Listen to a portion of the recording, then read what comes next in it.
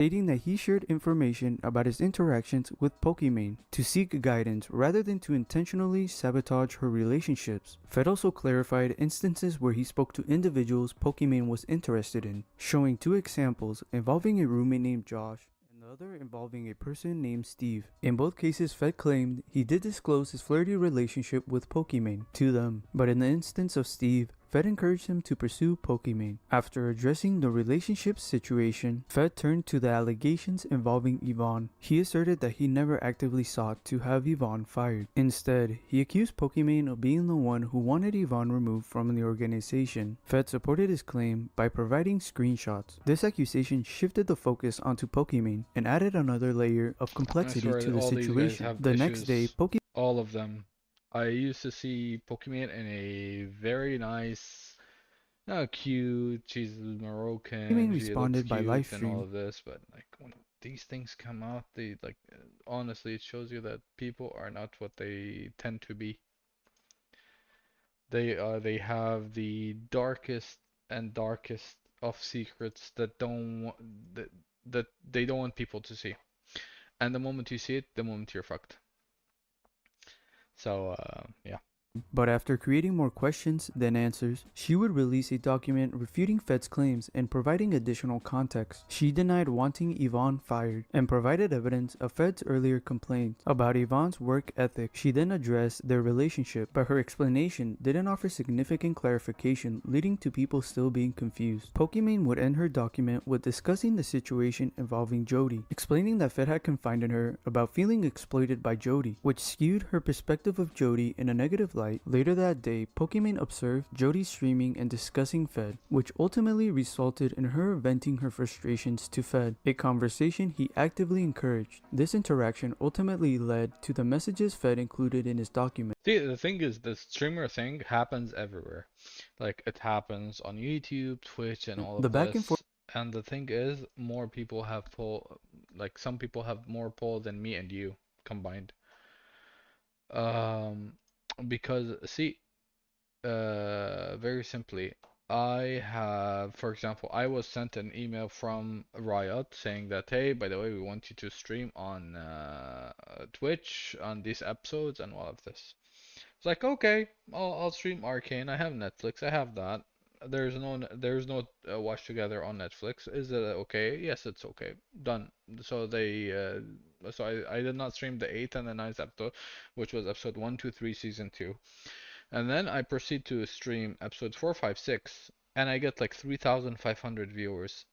Somehow, there's like 4 or 5 streamers which are bigger than me. I have 6,000 followers, and 6, 10, 20 million will never change me. I'm saying it today, I'll say it tomorrow. The thing is, the other streamers continue streaming it with the arcane code, and then I get banned for it, or I get suspended for it by Twitch because Netflix hit me, and they hit like 80 other people. And I have like DMs that saying, "Hey, by the way, be careful." I was like, "You know what? Why should I be careful? I'm fine." I got an email from them that says I can stream it. So for now, I'm suspended off Twitch, but that's fine. But some people have more, like, for example, Toast got banned or suspended because he was streaming Death Note. You guys should have, like, when we stream these episodes for you and do this for you and do that. I watched Arcane, I watched Death Note, I watched a lot of animes. But when I do these things for you, that's free advertisement. Why am I being banned? What's well, these 3,000 people can each pay us $12 and they can watch. Okay, but they don't. They don't have. Twitch used to have something called Watch Together. Now Kick has it. YouTube does not have it, and they will like remove your stream once it's there. But you guys should have it. Like, you should understand that some people have it, some don't. Some don't have the funds to do such a thing. Forth continued, with Fed releasing another document, restating his points but failing to present a strong rebuttal. After this, Fed once again disappeared before briefly resurfacing on social media in June 2021, uploading a video titled Changing My Life. In the video, he reflected the impact of the drama and the subsequent changes he made in his life. Towards the end of the video, he announced the date he planned to resume streaming. He later deleted the video due to backlash, as he seemed to focus more on himself rather than showing any significant personal growth or addressing the people he had hurt. When Fed started his stream a couple days later, he initiated with apologies directed towards Yvonne, Lily, and Pokimane. Following this, he engaged in a Q&A session with his viewers. You guys have all read Yvonne's thing a year ago. I was physically inappropriate with her, not once, but twice. I didn't touch her in any like private areas, but what I've learned this year is that does not matter, because it was behavior that didn't get her explicit consent from. This qualifies as Trust me that this guy reached this point. That he reached this point because a lot of people. So what happens is, okay, and this is my opinion. What happens is fans speak levels. Okay, when you guys say something, trust me, it affects everybody. Like one person reports me, the other person reports me, and it's a chain reaction. It goes through that chain reaction. Guys, do not let people give you the opinion that you need to say. Like, it's a reverse psychology kind of thing. I used to see Pokemon in a different light. I used to see so and so in a different light. I see them now in a very different light. I don't take what they say for a coin's worth, because none of what okay, I'm never gonna say something that hurts me, right? And you're never gonna say something that hurts you. So why should you believe me? And why should I believe you? It's basically like whatever fits my profile, I'm gonna say it. What does not fit my profile, I'm not gonna say it. By the way, this is made by Sakema, and I mean, I wish people say the truth more often. Honestly, just say it. Oh, what are you gonna lose? Like 1,000, 2,000? Pokemon was in my eyes once. She says, "You know what? You guys are spending too much in my stream. I'm gonna stop donations." I never thought anything about it until like I started digging and seeing. I was like, shit. This is a bigger shit than people are talking about. I'm gonna go on. Oh, by the way, anybody that went against the OTK team and any other team or the big streamers, they got shut down by the big companies, Twitch, YouTube, Kick, and all this. I do enjoy what they did to Fuzi, because Fuzi needs to chill the fuck down, because Fuzi was all over the place. And I don't, by the way, I don't mind speaking to any of these people on live and on Discord. Everybody can hear. I would like to hear an explanation. What are you guys doing? I'm not in this situation. I cannot judge, but I know when I can see when somebody's forced to say something, I know that he was forced to say it. On record and say that, as hard as it is to say, but it's the truth. And I think, well, it was very valid for Vaughn to come out and express that like violation. I violated her right to consent, guys, and then I took that power away from her, and that was not okay. I thought I apologized, and That and has I so thought we much moved power forward, that but you guys don't know. You guys have so much power that you don't know about. It was super naive of me to think, because she was not okay. I just want to say, like, I totally respect her decision to come out and kind of resurface it again, like 2 years later, because you know what, it was a wake up call for me to actually do the work and improve, and you know what, learn to hold myself accountable. I think the next thing I want to talk about is Lily.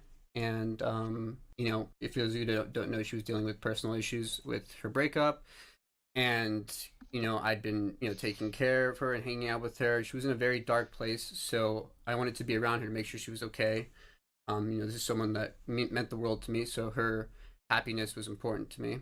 As I'm hanging out with her so much, like, there was this like sense of like intimacy that like started to grow, and it started to grow with like when you hang out with someone so much, and there was a time when I was in a room and I asked like, "Hey, can I give you a foot rub?" And she was like, "Okay." I mean, Um, I mean, if I'm sitting with my friend, girl or not, I'm not gonna give them a foot rub.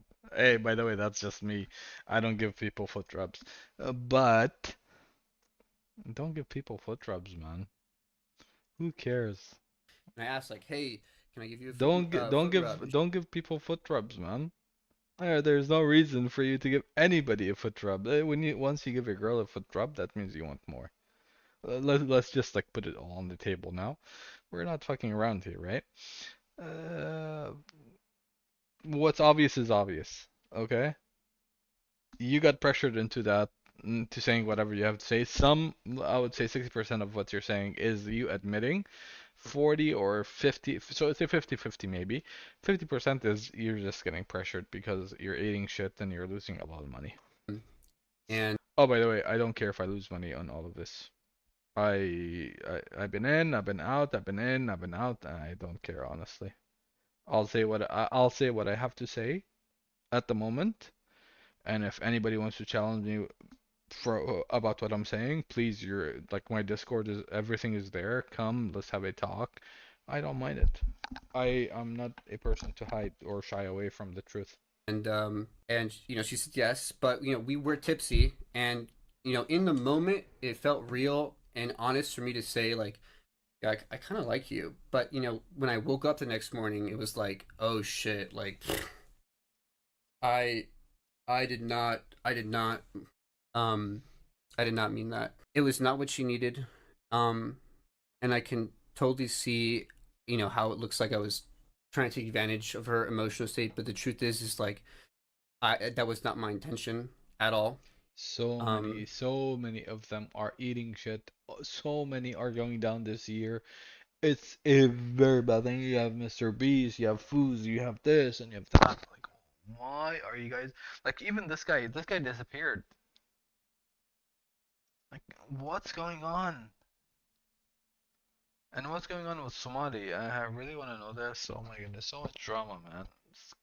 You're getting millions and millions of deals. Why are you ruining your life over clout, over chat? I don't care what you guys tell me,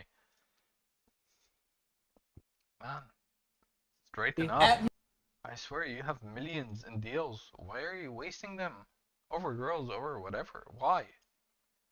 but intention is not as important as how it actually affected her. So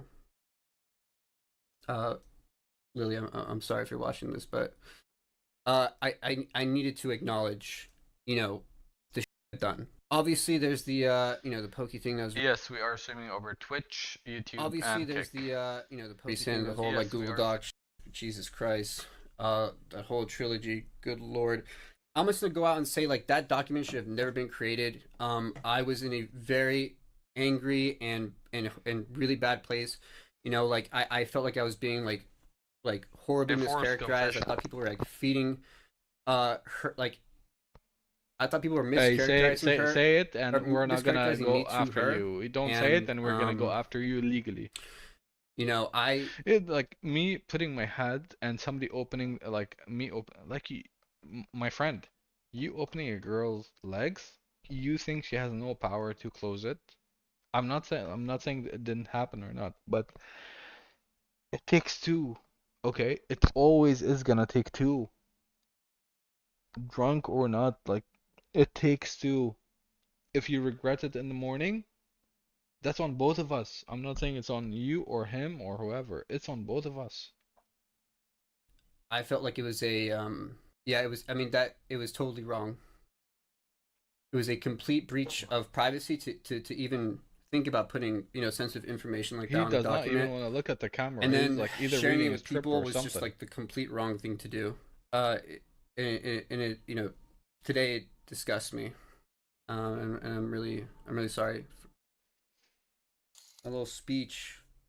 Any chance of reconnecting with OTV? Oh, I love that there you Huh? get a donation for $2. No. Why are you asking me?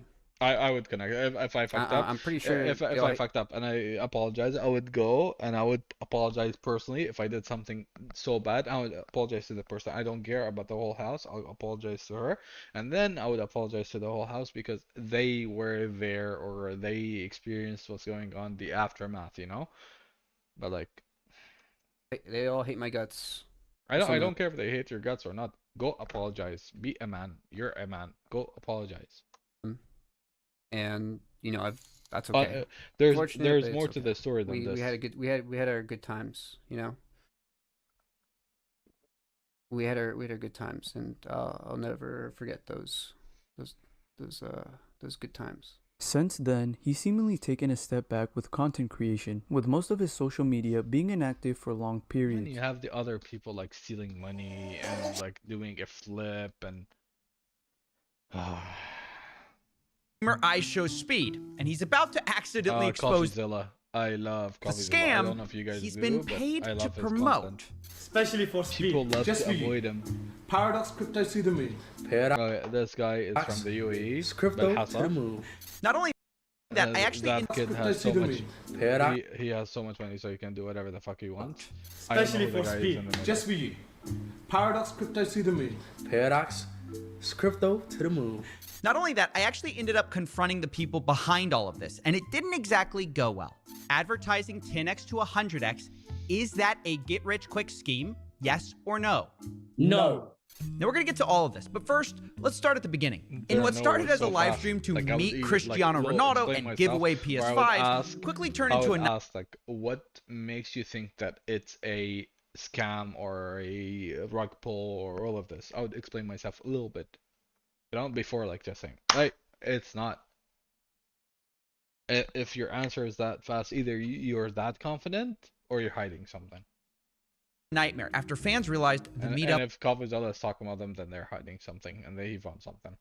was fake and was being used to promote a scam. Literally, they used a fake Cristiano Ronaldo who couldn't play soccer and was wearing a Buy Paradox Crypto Coin t-shirt. Exactly. And it quickly got worse. The live chat started It calling always Paradox gets Coin worse. a scam in the middle of this sponsored stream and called I Show Speed a sellout, which caused him to get very angry.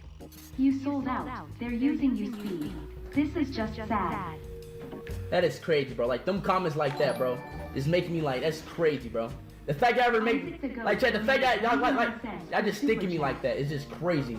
I hate that, bro. Y'all so weird, bro. It's crazy, bro. It's crazy when people think of me as a sellout, as I literally sell out. Now, to be honest, I don't watch much of I Show Speed's content. I know he's a popular streamer. I don't blame ISO Speed, right? I don't blame him. It's like all of us. We get deals. Like, hey, by the way, promote this, promote that. We're here. We're streamers, right? We're not journalists. We're not like fighting behind the tree.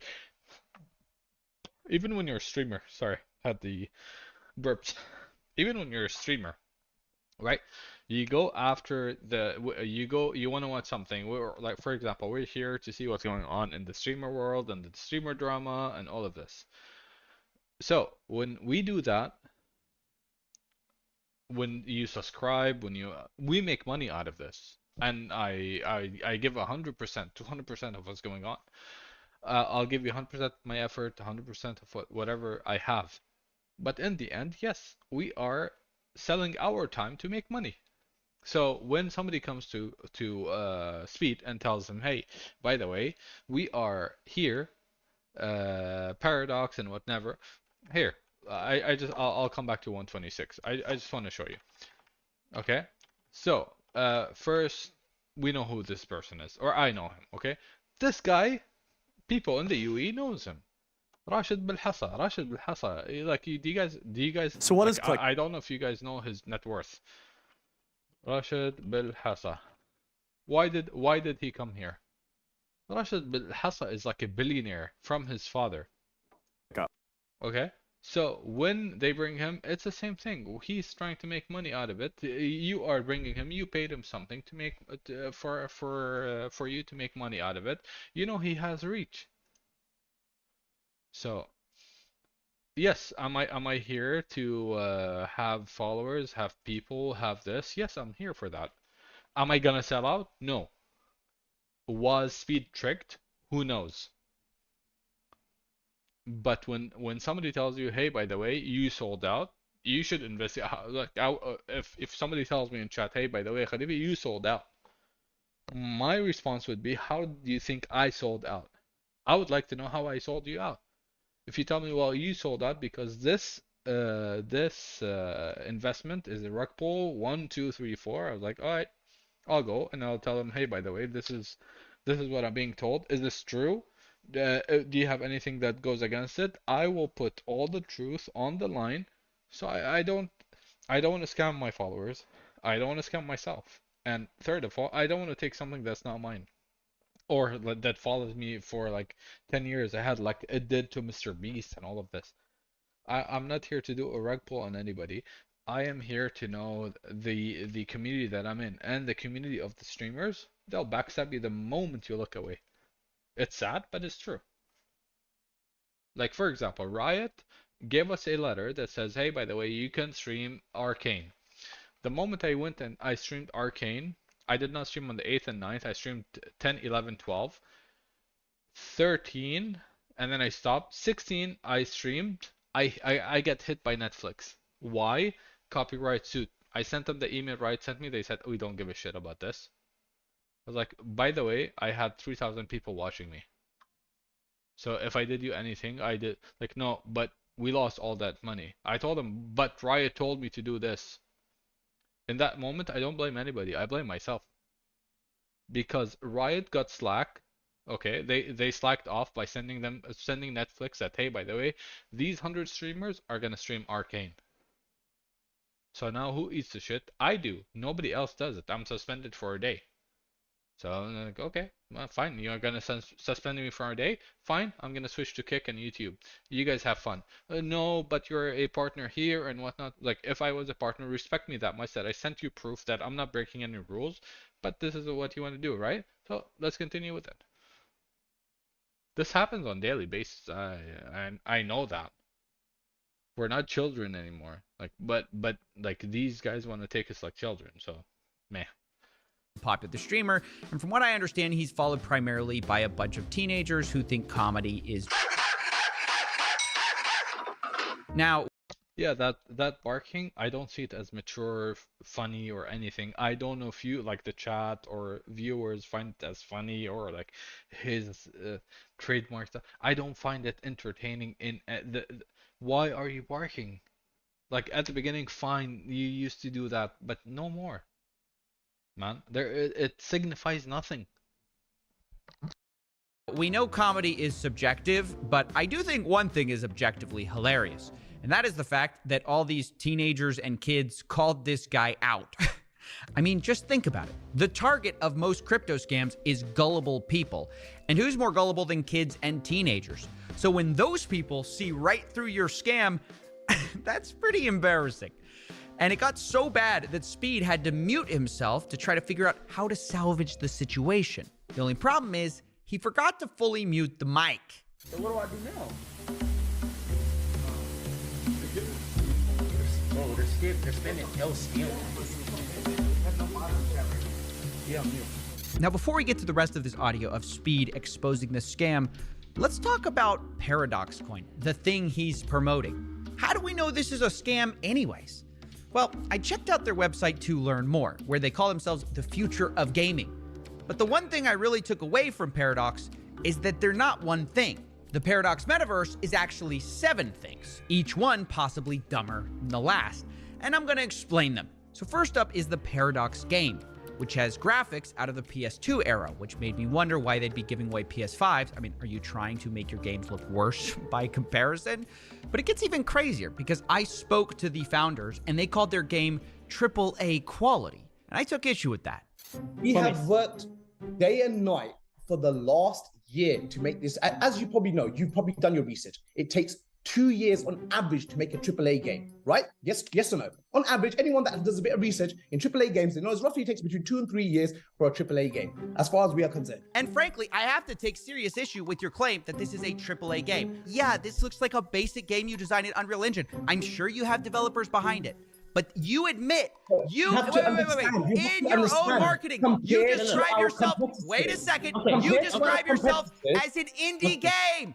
You One describe second. yourself as an Compared indie to game, our and then you have the competitors. audacity Okay, to one come on second. my Okay, stream let's and do call this. yourself a Let's AAA game when you up, Sandra. describe yourself as an indie Give game. me, no, I don't want to interrupt you, but just give me. Let's You just are do- interrupting me. Of course you are.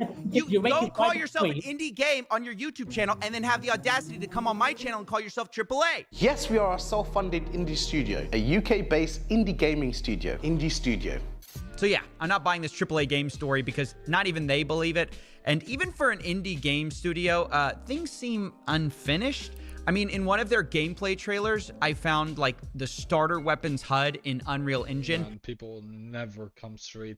They'll try to go right and left and center and never come straight, because coming straight means like we lose people, we lose money, we lose funding. In their game. So how many day and nights did this really take? This isn't just any Nothing. regular game, of course. It's a Nothing. blockchain They game. probably So they sell hired somebody to NFT do it. avatars, which you can use to play in-game. And if you play in-game, it earns you Paracoins. Now, follow me here. To earn these Paracoins, you complete missions, which apparently require up to 8 hours of gameplay to accomplish. And once you do that, you have to wait 24 hours before starting another mission. I guess if you do that full time, they estimate you make $500 a week based on 4 hours a day of playing. Wait, I thought these missions took 8 hours to play. Okay, I'm a bit confused, but whatever. Let's press on. They even have an answer for people who don't like grinding themselves. Apparently, if you want, you can rent out your avatar to someone else for Paracoins and passive income. Okay, so now you have Paracoins, pay right? to win What are you going to something do with them? Well, you can sell them, but why sell them when you can lock them up and stake them? Forget this, even more Paracoins. If you do this, your Paracoins turn into P-Save, which then you lock up for a period, sorry, I'm trying to maintain my composure here. You lock up for a period of 28 to 2,888 days. The longer you lock up your money, the more you earn in a process they call delay and get paid. Sure, I guess. Now, if you want to understand how this entire staking process works, their flowchart will leave you even more confused. Here it is. And instead of explaining it, I'm going to label all of this Ponzi nonsense. This is a pro tip for you guys out there. If you ever see a flowchart that seems almost impossibly complicated, And it's every Ponzi time nonsense. it works. They're trying to confuse you because if Every you time actually it understood how a works. Ponzi scheme worked, you'd never truly invest. So I know all of this at this point seems have stupid, been but working for years, and they still work for years, and every time they say it's over, it continues on being it continue on happening. People are not like they hit kids, they hit our grandparents, they hit this and they hit that, but none like it's never gonna stop. Like somebody calling you, I deposit 5K. You know what? I'll call my bank. Like I called my bank once. I got a deposit for this. I don't know who. You know what they told me? They told me keep it, because what he's gonna do, he's gonna send you're gonna send it back to another account, and then the moment you send it back, the original owner of the account will know about it, and then he will request a refund. And you know what? That refund comes out of whose account? Not his. It's gonna be your account, because your account received the money. But hey, that's only the first exciting opportunity for you. There's 7 more. So if you're not a gamer, they also give you other schemes you can get involved in. For example, there's the Paradox DAO, where you can stake PDAO coins to earn up to 10% a year in returns. And if that's not your thing, you can try the Paradox Pad, where they promise 10x to 100x multiples if you invest. Okay. Now, I asked them if they thought this was marketing a get-rich-quick scheme, and here's what they said. It's hard for me to be quote-quote professional when y'all are dodging my questions. If y'all want to answer We my haven't dodged a questions, single question. Ask us the question. great. All right, let's see. If they Advertising 10x to 100x, is that a get-rich-quick scheme? Yes or no? No. Why? Because it's easy. Because it can No. happen. Okay. So fast. It man. happens Okay. every single Are day too of the fast. week in the crypto space. Please get knowledgeable about what happens in the crypto space. This So is why- much of the crypto space is a Get scam! knowledgeable. This guy Oh, investigates You got daily. We gotcha! Gotcha! We got So this is what happens when he answers your question, and you want to way out, so you answer whatever, and then you say, I gotcha, and you act like a child. This is how you know shit is hitting the fan. Gotcha, buddy. You're a Bitcoin hater. You hate crypto. That's why you don't. Who hates Bitcoin? Who hates crypto? Nobody hates it. We just know that, like, you guys are doing rug pulls, you guys are doing 1, 2, 3, 4, and somebody like Coffeezilla is exposing you. And you hate that. And then this is how you act. You act like children. Like us. That's why you call us a scam, because you hate us crypto guys. Repeat back what I said. Repeat back what I said word for word. I said. That's going on Twitter. It's like all over high school. Like, ooh, he called out your mom. Guys, act like adults. Talk like adults. No. Look, That's going on Twitter. I don't know what the gotcha was here, but anyways, from here it derailed, and so we're gonna get back on topic. They also have Paraswap, where the average user can expect to earn up to 20% on staking rewards. All right. Now, if all of that sounds dumb, you can even get your friends to invest too with Paradox Affiliate. Oh my gosh, Well, it's so bad. To, like, do every person you are they trying to do like a Twitch affiliate program? gets £5. Okay, whoop-de-doo. Now, the last one we're going to cover is Paradox Events. Sorry, I've got to take this seriously. Paradox is a very serious company. You have the same thing happening with KSI, with Mr. Beast, with Logan Paul. Logan Paul started the whole thing, and then KSI came next, and then Mr. Beast now is in the spotlight. Everybody's in the spotlight. It's 2024. You cannot hide shit. We are almost to 2025. We're a month and 19 days away. You cannot hide shit. It's the era of the internet. We are gonna find out. I'm not gonna find out. I'm not that knowledgeable in cryptocurrencies and whatnot. But anything you do is on the internet. People are gonna find out your insider trading 1, 2, 3, 4. People are gonna know. Why risk it? Well, because I get millions out of it. Oh, well, if you get millions out of it, then you'll know that what you're doing is wrong, right? So do not cry later on. We have to. Sorry to pause that again. That's why I appreciate people like Coffeezilla. Thank you for such good content. I'll remember that. So Paradox Events is not really a direct scam per se. It's an event company put together by the founders of Paradox. You guessed it. They claim they want to sell you YouTube boxing pay-per-view, which is only available with their little Paracoins, right? Which seems very stupid and like it never would work. Only they claim their first fight is Andrew Tate versus Jake Paul. I found this out because their founder told me about it in their Discord. At first, he seemed to be upset about this supposedly being leaked. He says, guys, can we refrain from sending the screenshot that was leaked about the Jake Paul versus Tate fight in February? However, I couldn't find these leaked posts. And a few minutes later, I realized this guy might be spreading his own rumor. And this made a lot more sense when the same day he said, I don't care, spread the word of Jake and Andrew. So wait, you leak this supposed fight yourself and then say, oops, I guess it's out there. Let's spread the word, guys. I don't know. It's so cringy, man. This whole thing. We cannot. You got the later I screenshot. realized You this cannot guy confirm. nor deny whether or not we are in talks to sense make it when the happen same on day- our roster, on our card. Now, if we finally do get to make that happen, we'll make an amazing official announcement to come with it. If there is a screenshot Well, of the actual your conversation, brother and partner wanna is share telling it? Then everyone to fuck it. share it around. You're telling everyone just like say it's true. I don't know why you're saying Within that. our community, within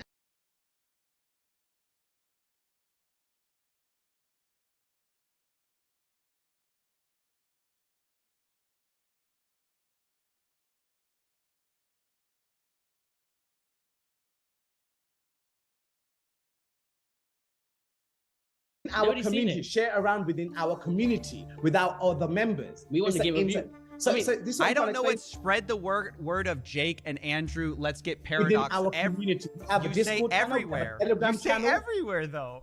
Now, before we go further, let's meet the other founders, too. On their website, they list Amio Talio and Faciel Tariq, who both seem pretty obscure. I think Amio sells a goofy university or something, which just takes 10 seconds of research to realize is a waste of money. This is the only way to get rich in 2022 without starting up a business from scratch. For every person that you refer to Amio Talio University, you get £15. Now I can. Isn't this the same as like the one that Andrew Tate did?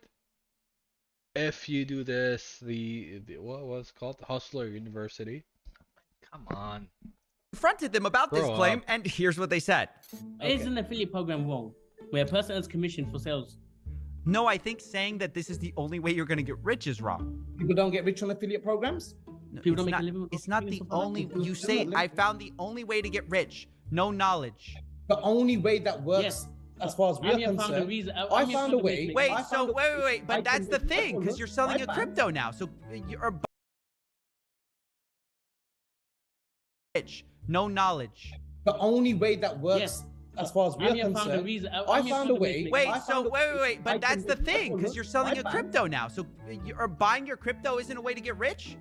No, our affiliate marketing program It's a is simple product. designed. It's a simple product. Oh, great. Another affiliate scheme like Tate. Let me guess. It's not a get-rich-quick scheme. It's not a get-rich-quick scheme. All right, so we have that in the background. Now, the last guy we need to talk about is a When somebody YouTuber says that, named it Money is Kicks a who's involved. get He has rich 3 quick million scheme. subscribers, and it seems to me like he's mostly famous for being a billionaire's son.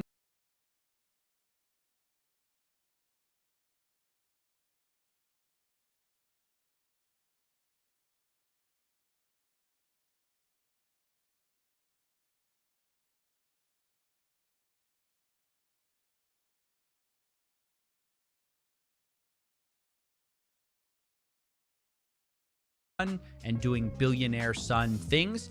Apparently, he has allegedly bought 50% of this disaster for $11 million.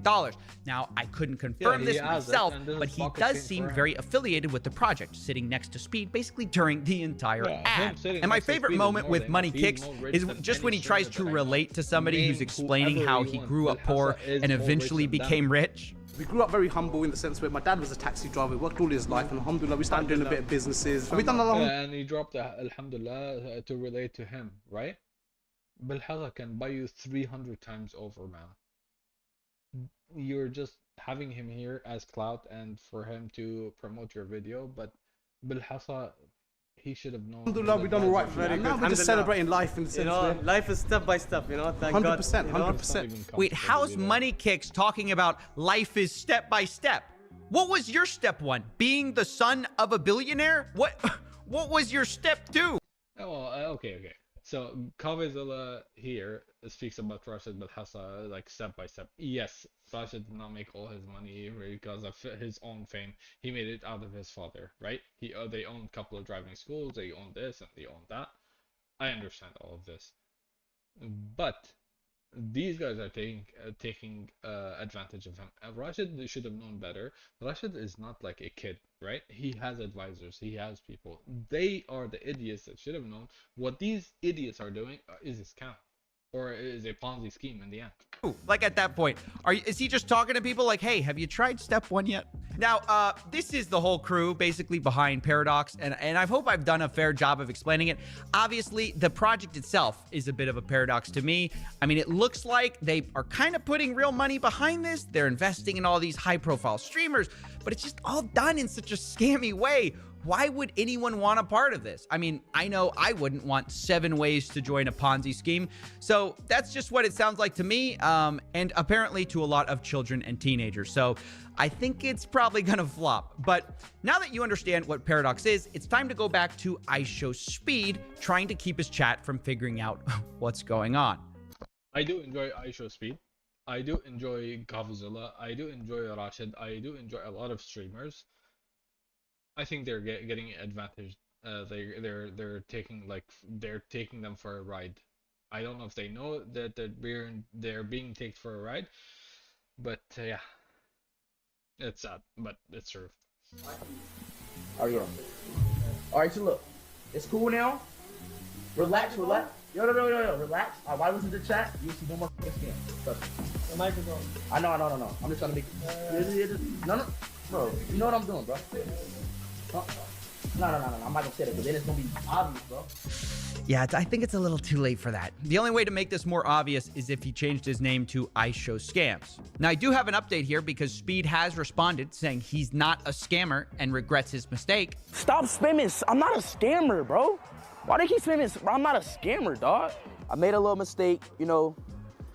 It's a big man coming out of him that he says that I made a mistake. I respect this to earth and back. If you are a big man and you know the shit you got yourself into, and you know that people are trying to fuck you around, if you say you're sorry, I don't care what happened 10 years ago. You're good. If you took money, return the money. Or try to return the money. Don't do the Logan Paul. Don't do what everybody's doing. Yeah, we promise we'll give back the money. But you know what? Fuck you. You're never getting your money back. That I wish I never did, but I'm not a scammer, bro. Now, what exactly you make of this is up to you. I think he's pretty young, like 17 years old. I think hopefully he's going to learn from this and is going to learn that you don't have to sell out your audience for money. As for the Paradox founders, I think they're still baffled that anyone's mad at them at all because they think there's no reason to apologize at all. According to them, the claims of L scam in this chat were just bots anyways. That's botted. That's what you call botted. That's what you call botted. A human can bot, a computer can bot. A bot can bot. Wait. So y'all are saying humans can bot now? So yeah, this whole thing went on for hours, and I'll link the full VOD below confronting them. If you're bored, you can give it a watch. It's pretty funny. Anyways, that's basically it. Honestly, thank you, Coffees, a lot. I do enjoy your content. If you guys enjoy his content, please do go and follow. I don't know, like, I am a much smaller streamer than him, but I do enjoy his content. His content is right to the point, and we do enjoy that. So our next stream, our next YouTube video comes from Jamari. So let's see what the new drama is. Cloud chases away Subway employee is back. I don't know if I'm gonna watch this for long. Tell me you know the sign of the dream. What is this? Let him know. I'm trying to get signed to Dream Chasing. All this Subway all of this Subway, bro, at Meek Mill, man. Let him know. I'm trying to sign the Dream Chasers, bro. For those of you who don't recall, 3 years ago I made a video about him, and his name is Jamani, an extremely underground rapper who was trying to make it out the subway. Gambling at casinos, I took every chance. My $20 loss turned to 40 grand.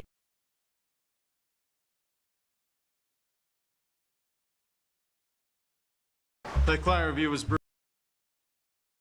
brutal. We're gonna be underwater for weeks.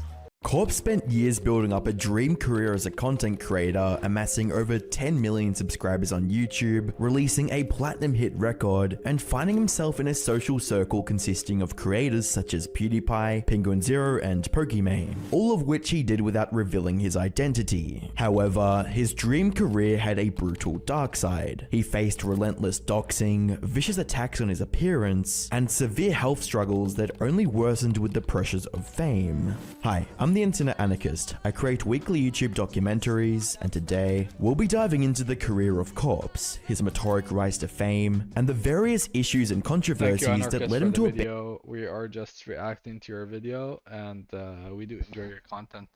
I really want to know what happened to him, because Corpse was like the guy I used to watch with Among Us, and he used to play with OTK and whatnot, and then he suddenly is nowhere. I would love to know what happened through this video.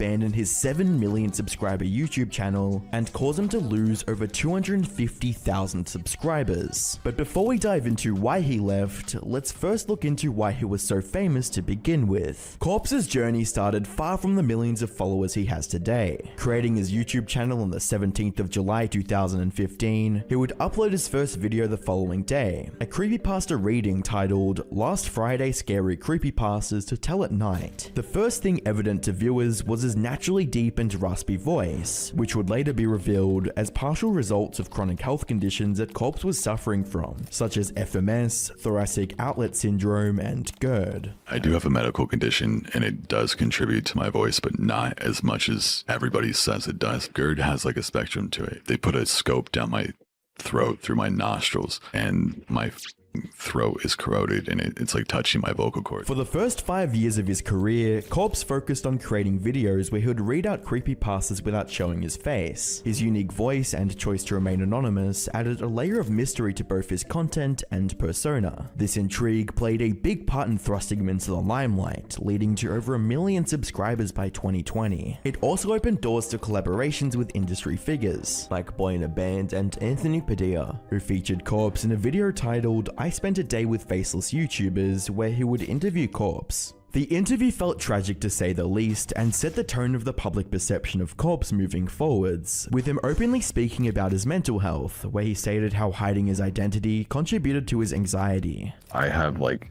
very bad anxiety.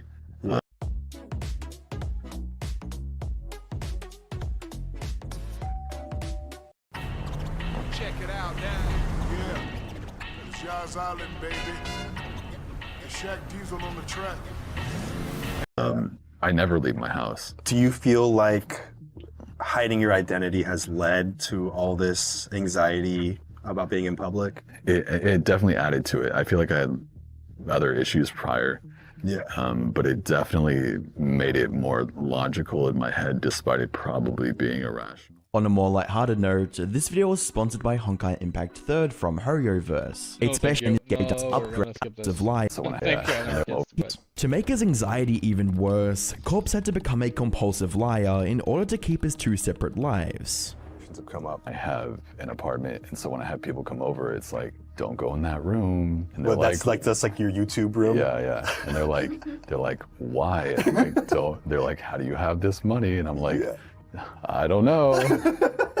I just come off sketchy to everybody. Right, because they don't know the truth, and they're like, you're hiding something. Yeah. It must be a dead body. Like, I can't answer simple questions. Have there been any moments that have been taxing to maintain 2 separate identities? Oh, like all the time, like 24/7. I've had people over at my house who I know in real life, who are friends with my YouTube friends. So my YouTube friend doesn't know I'm friends with their friend, and my friend doesn't know I'm friends with their YouTube. It's very confusing. It's a very like Hannah Montana thing. The decline of his mental health would come to no surprise, especially considering his choice of being faceless completely destroyed his social life, even getting to the point that he became too anxious to leave his house or even speak in public. How does remaining anonymous affect your social life? Pretty much eviscerated it. like yeah, so you don't have any social life now? No, not at all. The benefits of being anonymous were far outshadowed by all the negatives that he was already experiencing, as he would state, I don't feel like I can fully know the benefit of being not anonymous without doing it. And I can't really see into this like alternate dimension where I'm probably happier. I think it's way more stressful than it is beneficial. At this point, you might be wondering why Corpse didn't just reveal his face and free himself of the burden of keeping his identity a secret. Well, he would also answer that. I've left that door closed for so long that there's no gradual buildup. It's not, oh, I have 50,000 and now I'm gonna get noticed outside sometimes. It's opening that door and having all the buildup from millions of people now all at once. So it would be a dramatic life change. The feelings and experiences Corpse mentioned in the interview would reflect on his YouTube channel, as he began posting more and more infrequently as his mental health got worse, eventually releasing his debut single Miss You in June of the same year, where he would express how badly his mental health had truly declined, with lyrics reading, I don't want to look like this, I don't want to feel like this, as well as No quiero estar aquí, which means I don't want to be here in Spanish. Later in the song, he would describe his YouTube channel as a glamorized desk job rotting away. To make matters even worse, Corpse would state that he suffers from an eye disease that causes inflammation when looking at screens, resulting in him needing an eye patch. It started with my eyesight. I wasn't able to read stories because my eyesight was going, and whenever I would get checked for a prescription, they would tell me I have 20/20, but then I wouldn't be able to see when I'm reading. With his video output slowing down, so did his channel growth, but when things seemed most hopeless for Corpse, a life-changing craze would be right around the corner. In August of 2020, a social deception game named Among Us would take the world by storm, a game where you need to lie or find the liar to win. A lot of the game's success was a result of pretty much every big streamer playing it at the time, with creators like PewDiePie, XQC, Penguin Zero, and more, all playing the game together to entertain everyone stuck at home during the pandemic. and these streams would be huge, garnering over 100,000 concurrent viewers, and the clips and re-uploads gaining millions. Entering September, Corpse's YouTube friend Boy in a Band would invite him to play Among Us on stream with PewDiePie and other massive streamers. I was just hanging out on Discord, and then Dave Boy in a Band messaged me and was like, yo, do you want to play Among Us with PewDiePie on stream right now? And I was like, okay, sure. The moment Corpse joined the lobby, his life changed forever, as his deep and raspy voice fascinated everyone who listened, and even made popular streamers treat him like a celebrity. Yo, Corpse, what's going on? Hello, friend. Wow. What? Kicks like Uno. Wait, what? Corpse's voice is like infrasonic bass. Is that real? No. Oh my god. It's real, believe me.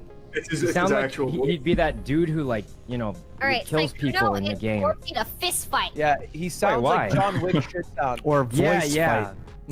He sounds like God and the devil should sound like. I don't know, I guess I haven't done a face reveal, so. Oh, okay. Oh. Guys, who is Corpse? Well, I just totally assume fine that with someone it. with this voice might look like, you know, they don't look like what they sound like. You're accurate, you're completely accurate. He doesn't look like what he sounds like. Remember how everyone thought Donkey was I feel black? like your voice is touching me. Is that a weird thing to say? I feel like your voice is hitting a part of my ear. I have 12 emails, 30 messages, and a proposal due by 10. How am I already underwater? I'm in the same boat. I'm in an actual boat. I thought Grandma. That's never been hit before. Following his appearance on the stream, Corpse's channel completely exploded, gaining up to 160,000 subscribers per day in October, making him the fastest growing creator at the time. With his Among Us videos gaining between 11 and 33 million views each, he would use the opportunity to release the song E-Girls Are Ruining My Life, which would eventually go platinum certified and chart in multiple countries. Sounds like he's going. Congrats to you, Corpse, but yeah, I mean, it's only going plat on my day. It was not this. The success Corpse was experiencing at this point of time was on a whole new level compared to his previous 5 years as a content creator. He went from a popular creepypasta narrator to a personality that everyone wanted to learn more about. But the more popular he became, the more haters and detractors that appeared to try and ruin his career and life. Despite this, Corpse would end 2020 with over 6.3 million subscribers and 240 million views on his main channel. However, his overnight fame would ultimately come crashing down, and 2021 would be the year that would alter his career and life forever once again, but this time in not such a positive way. Whilst Corpse's success was at a peak, his health was reaching new lows. He would get a burning sensation when speaking due to GERD, and experience extreme muscle aches and fatigue due to fibromyalgia, which would cause him to leave games midstream. Like when I left that raft game, like I was sitting there with like an eye patch on, my whole arm is numb, like I'm bleeding out the nose, and I'm just playing video games. Like, I can hear. it shouldn't be. I don't think that's something I can like do for a long time. On top of this, his newfound audience would grow a parasocial obsession with him and learning more about the man behind the mask, similar to that of Dream, who was a faceless creator at the time. The pressure for Corpse to entertain his new audience was too much for him, and the stress and anxiety of staying anonymous was even more heightened, as he would once again be interviewed by Anthony Padilla, where he would reveal the sad changes the fame brought to his life. Corpse would state that he felt he had to be even more careful about keeping his identity private following the success. I feel like I would be happier in a world where I could be myself openly and not worry about like hiding from everybody. But I do think it's also the best decision for me because I don't think I could handle that many people like judging me at once. Corpse would also discuss how he felt like others didn't even treat him as a human. In people's heads, I'm more of like a character or like a brand or like an anime character or something. Yeah. So they don't treat me as if I'm an actual person. Corpse would also reveal how a lot of people on the internet were trying to dox him and how some of them were right. Have you had any close calls with your identity being discovered since we last talked? Yeah, definitely. I don't know how specific I should get with them, but definitely. Why? Because if you're specific, they might know how close it was, and it might reveal it to them. Exactly. Yeah, they know 100%. Like Later in the interview, Corpse would address the hate he was receiving, as well as his experiment to test how far his haters would go. What have been some of the downsides or struggles that come along with all of this? relentless expectations, and I get so much hate online every single day. People already treat celebrities with their faces out there, famous people with their faces out there, no matter what they do, as if they're a dumpster. And then here you are without your face out there, so people get to treat you even more like you're not a real person at all. I did a tweet on Twitter just to prove a point. I did a voice memo and I just breathed. Like the infamous corpse breath tweet. People will get mad at anything that's popular. I guarantee you I'm gonna get so much shit for literally breathing. They'll be like, oh my god, you guys are so obsessed with him. Like, look at it, he's just breathing, and then like, or he's trying to breathe super sexually, or like, it's literally just breathing, but people want to spin it to be that. He would also go on to address just how brutal his mental health had truly become. I was and still am dealing with so much mental shit. When I was doing those Among Us streams first starting, like literally like 20 minutes before some of them, I was literally like faced with person to watch, and I enjoy watching your content. You, CoffeeZilla, all of you guys, I enjoy watching your content, and I really do wish you the best. It's like, and then I just get on in front of hundreds of thousands of people, you know what I mean? And it's like, they don't see those things, you know what I mean? Comments on the video would sympathize with Corpse, reading, "Most of us Corpse fans don't really want him to reveal his face. We want him to feel comfortable in the space he's created," as well as hearing him talk about his experience with fibromyalgia, crawling across the floor, unable to eat. "I know how that feels. Fibromyalgia is not fun. It's so hard. I really relate." Similar to Dream, a large portion of Corpse's audience was extremely parasocial, and whilst this did help Corpse go viral and grow his other social media platforms, it would also make even more people hate him due to his obsessed fans. However, it wasn't only the fans who were obsessed with him. Throughout 2021, groups of haters and detractors would attempt to expose Corpse's identity, and despite most of the photos not even being Corpse to begin with, they would generally receive quite harsh criticism on the appearance. It was like people expected him to look like a Greek god, and anything less would be labeled as ugly. In March of 2021, a post would be made to a forum website not only revealing Corpse's face, but also tracking down where he lives and his family members. The doxing resulted in pictures of his face being plastered across the internet and attracted a lot of hate towards him, eventually garnering the attention of Philip DeFranco, who summarized the situation perfectly. People are being absolutely shitty about the person featured, which, I mean, if it's just some random person or it actually... Honestly, like, leave the guy. I don't care about his face reveal. You going after him, you going after his family. It turns out this is... You going after, like, what he looks like. It should not matter. The guy is giving us good content. He's not being negative. He's not scamming us. He's not doing... Why should you do all of this, you know? The guy's already suffering through his, like, career with... forget his career. He's, like, suffering mentally. Like, no, sorry, not mentally. Like, health-wise. He has his issues. He's just trying to have fun through the internet. I understand the internet is a fucked up place where everybody gets fucked, but have some self-respect. Respect others. Like, this is all I can say. Respect people. We are human beings. Respect each other. Why should it get to that level? I don't care if somebody does a face reveal on me. I do a face reveal every now and then. I don't care about how we look. Okay? I am a different person, but him, he doesn't want to do a face reveal. Why do you have to go dig through his history and his life and his family? It's uncalled for.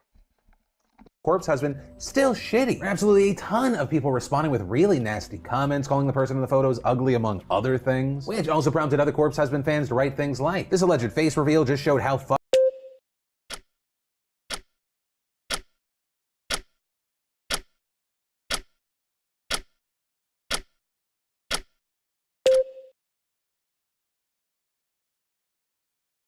fucked our world is. You think Corpse is this mega hot guy, then y'all start bullying him when he didn't meet your standards. As well as saying he literally sings about how self-conscious he is about his appearance, and you guys are out here bashing him because he didn't live up to your fantasies. Disgusting. Absolutely pathetic. Right? And this is nowhere near the first story of its kind. I think most recently we talked about this situation with Dream. But here's what I'll say. If you're one of the people out there that's writing just disgusting things or nasty things about this person who may or may not be Corpse, seriously, go fuck yourself and/or grow up. The mix of mental health, physical health, and toxic comments ultimately led Corpse to quit streaming and focus more on his music. This would lead up to the 23rd of November 2021, when Corpse would upload the final video to his main channel, titled Choking My Friends, a video where he played Friday the 13th with other streamers.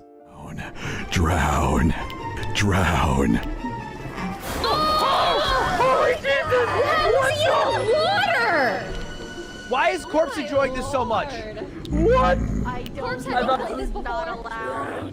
We should not allow Corpse to be the killer because I am gonna get trauma. Despite the lack of video content, Corpse would continue posting music to his second channel, where he would still find success collaborating with artists such as Bring Me the Horizon, Scarlord, and Night Lavelle. Fade out when Centralia dust, nostrils off a dust, or like veins too many needles touch. If pain is beauty, I'm a pretty bitch. Got too quiet, now they're whispering.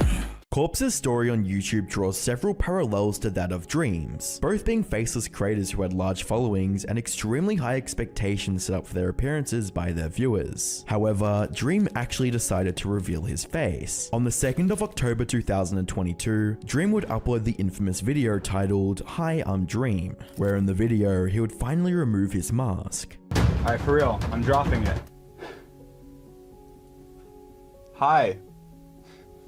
It feels so awkward. Talking to a camera for the first time. While Dream isn't particularly bad looking, he instantly became a meme with comparisons to Lord Farquaad, as well as hashtag He's Ugly trending on Twitter the following day. The backlash Dream experienced after his face reveal was exactly the nightmare Corpse was desperately avoiding. Fast forward to 2024, and Corpse's channel is a shell of what it once was, with his channel losing over Like I don't know what he looks like. I never looked it up. I will probably never look it up because it does not matter to me, right? What matters to me is the content you're giving. The content you're giving is good, then it's good. I don't care about the rest.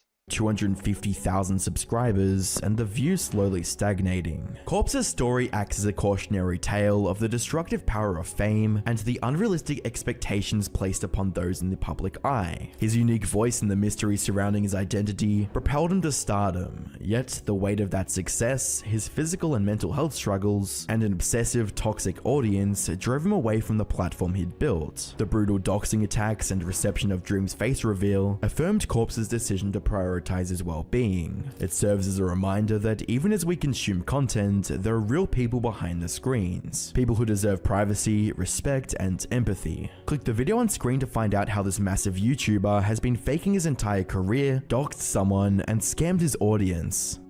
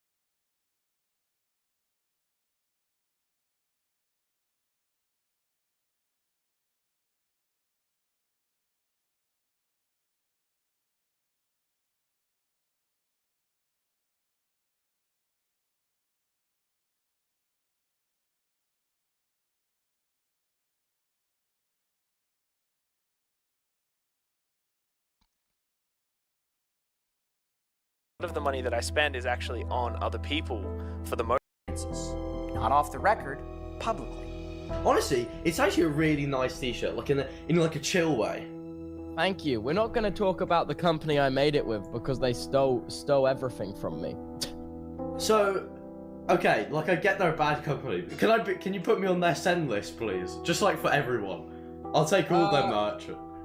Dude, I'm not sure anyone will ever make merch with them again after recently.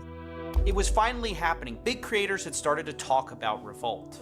Carl Jacobs said they're the worst people ever that just blatantly lie. Smosh founder Anthony Padilla says Revolt still hasn't paid me. It's been months. Now, I should say, for the record, that he eventually got his issue resolved. But underneath his post, another creator posted, Niachu, saying they haven't paid me either. Now, I called her, and for the first time in this case, I got a breakthrough. I'm Nikki Niachu.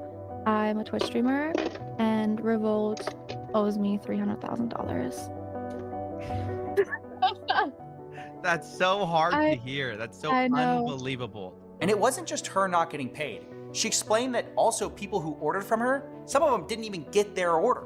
After everything was shipped, first of all, a lot of people in Europe didn't get their merch. And I messaged them about it, and they said, yeah, we'll look into it. Never did. A lot of my friends who bought merch never received it. To this date, yes, these orders, which were in 2022, yes, have not been sent out or received. Yes. Now, as bad as that sounds, as I looked closer, I realized this was common, really common. Delays, missing orders. Sometimes the order would just be wrong, like when they sent out a pin collection but forgot the pins. Now, because of this, an insider at Revolt told me that in December of 21, they had over 100,000 customer support tickets open for quality issues and items not being shipped. And that gets us to the good part. In a world where common sense takes a backseat and physics is just a suggestion, comes a movie that punches logic in the face. Are you ready for best pizza of life? Bring friends down to Pepperoni Hug Spot. Our chefs make pizza with heart and special touch. Tired of watching low-effort content? Then come on down to patreon.com/CoffeeZilla. If you support high-effort investigations, you also get all these perks. But wait, there's more. Imagine your name up in lights. It's a $50,000 value, and it also helps us make things, which is good too. Terms and conditions apply. Please read time for more details. I'm not gonna say anything, but they're good. Good job, CoffeeZilla. Okay. I really do. Where were enjoy we? content. Can I get another drink, actually? Yeah, I'll pour you another one. Thanks. Remember that insider document I showed you earlier? Yeah, made me want to sell merch. What I didn't tell you is that it was all part of a pitch deck for Mr. Beast. See, Ryan Piacente had met Jimmy, and he wanted to convince him to work with. So many of the controversies now, and so many of the it has Mr. Beast pedophilia, Mr. Beast this, Mr. Beast that. People are not what they seem to us. Revolt. So he creates this pitch deck. You've seen the other creator sales numbers, but there were also ideas for Mr. Beast in there, like NFTs you could redeem for merch. And there were also some financial projections. On their first drop together, Revolt claimed Mr. Beast would make $4 million. Across 3 years, $50 million in annual profit. There's no way. That's what I thought. I thought maybe the team was delusional enough to think it was possible, though. So I asked. According to insiders at the company, they actually met Jimmy and started discussing minimum guarantees and how Revolt would 10x his merch business over the next 2 years. But check this out. This being impossible was openly discussed by the Revolt team. Oh no, they knew? Yeah, and this is where things go from bad to worse. So Mr. Beast gets this minimum guarantee deal to do his 100 million subscriber collection with Revolt, right? But Revolt doesn't sell like they claimed they would. It does revenue way below expected, meaning Revolt didn't hit their minimum guarantee. So what do they do? Well, this is where things dip into fraud, right? Our insider says, I assume this is when they decided to increase cost of goods, meaning Revolt charged Mr. Beast more for every item of clothing than he was actually paying for at the factory. That's a pretty huge accusation. Where's the evidence? My question exactly. I got sent this. What exactly am I looking at here? What I just sent you is the pricing sheet from the Chinese factory, top left. You can see the invoice item says RVLT, meaning Revolt, MRB, Mr. Beast. There's unit order sizes and prices. And what are these ink marks? That's where changes were made. See, somebody wrote down next to the factory prices, new prices, higher prices. Did you talk to Mr. Beast about this? Well, nobody would talk on the record, but I confirmed that Revolt charged higher prices to their team, like it says in ink. Revolt charged more per item than they were actually paying the Chinese factories, according to their own insiders. Who else did this happen to? That's the thing, we don't know. I asked around and the closest I got was an answer from a former employee. This person claims right as I was exiting the business, he started talking about that. The production manager said she could get the factories to write whatever she wanted on invoices. So it's definitely possible this happened more. It's hard to say. What I do know is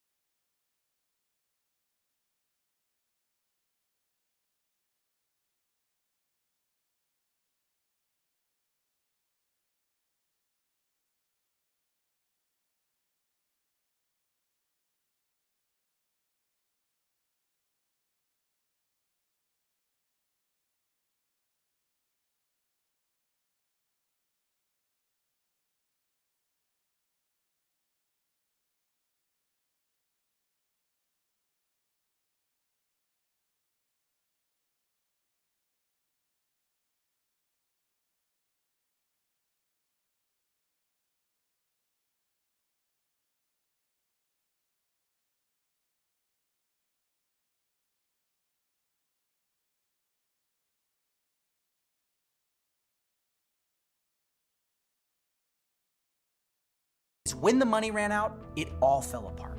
What do you mean? Well, the merch business has a lot of middlemen. People who create the shirts, warehouses, store it, fulfillment centers. The thing is, Ryan was running out of money for all of it. What is this? Misfits Merch Company going under. Earlier this year, the Salvation Army Arc Memphis received a donation of 100+ clothing items from Revolt Factory, the merch company.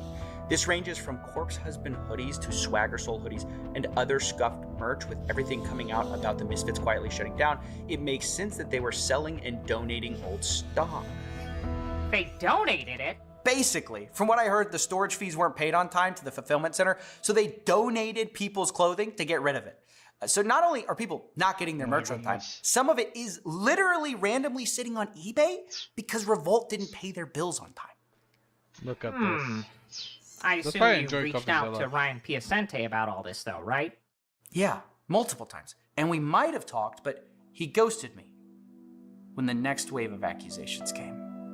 Then I think it's time to go public about this. Wait, did you say there's more accusations? I mean, the thing with money is I like to be able to provide that experience to everybody.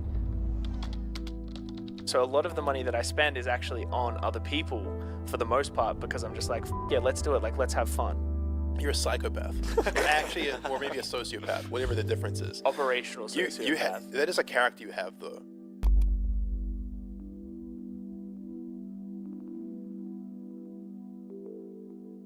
Welcome back to the $10 million studio.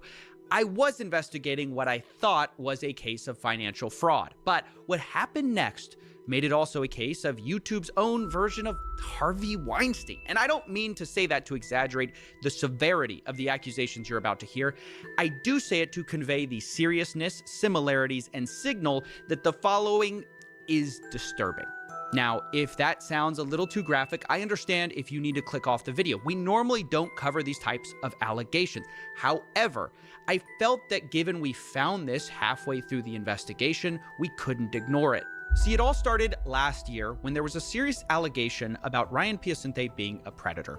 It was made by an insider at The Misfits, the YouTubers that Ryan managed, and this guy went by Peckett.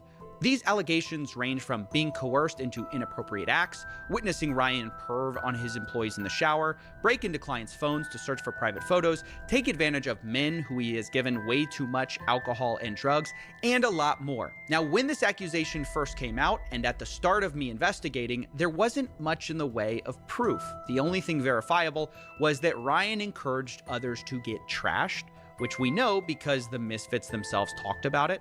So funny compared to like now when that's just the norm. Like people get f***ed up all the time. No, he's just the one encouraging everyone else to. Yeah. Now, besides this piece of evidence, there wasn't much else in the way of corroborating evidence until October, when 2 more stories came out that had very similar stories to the original, and I knew we had to take them very seriously.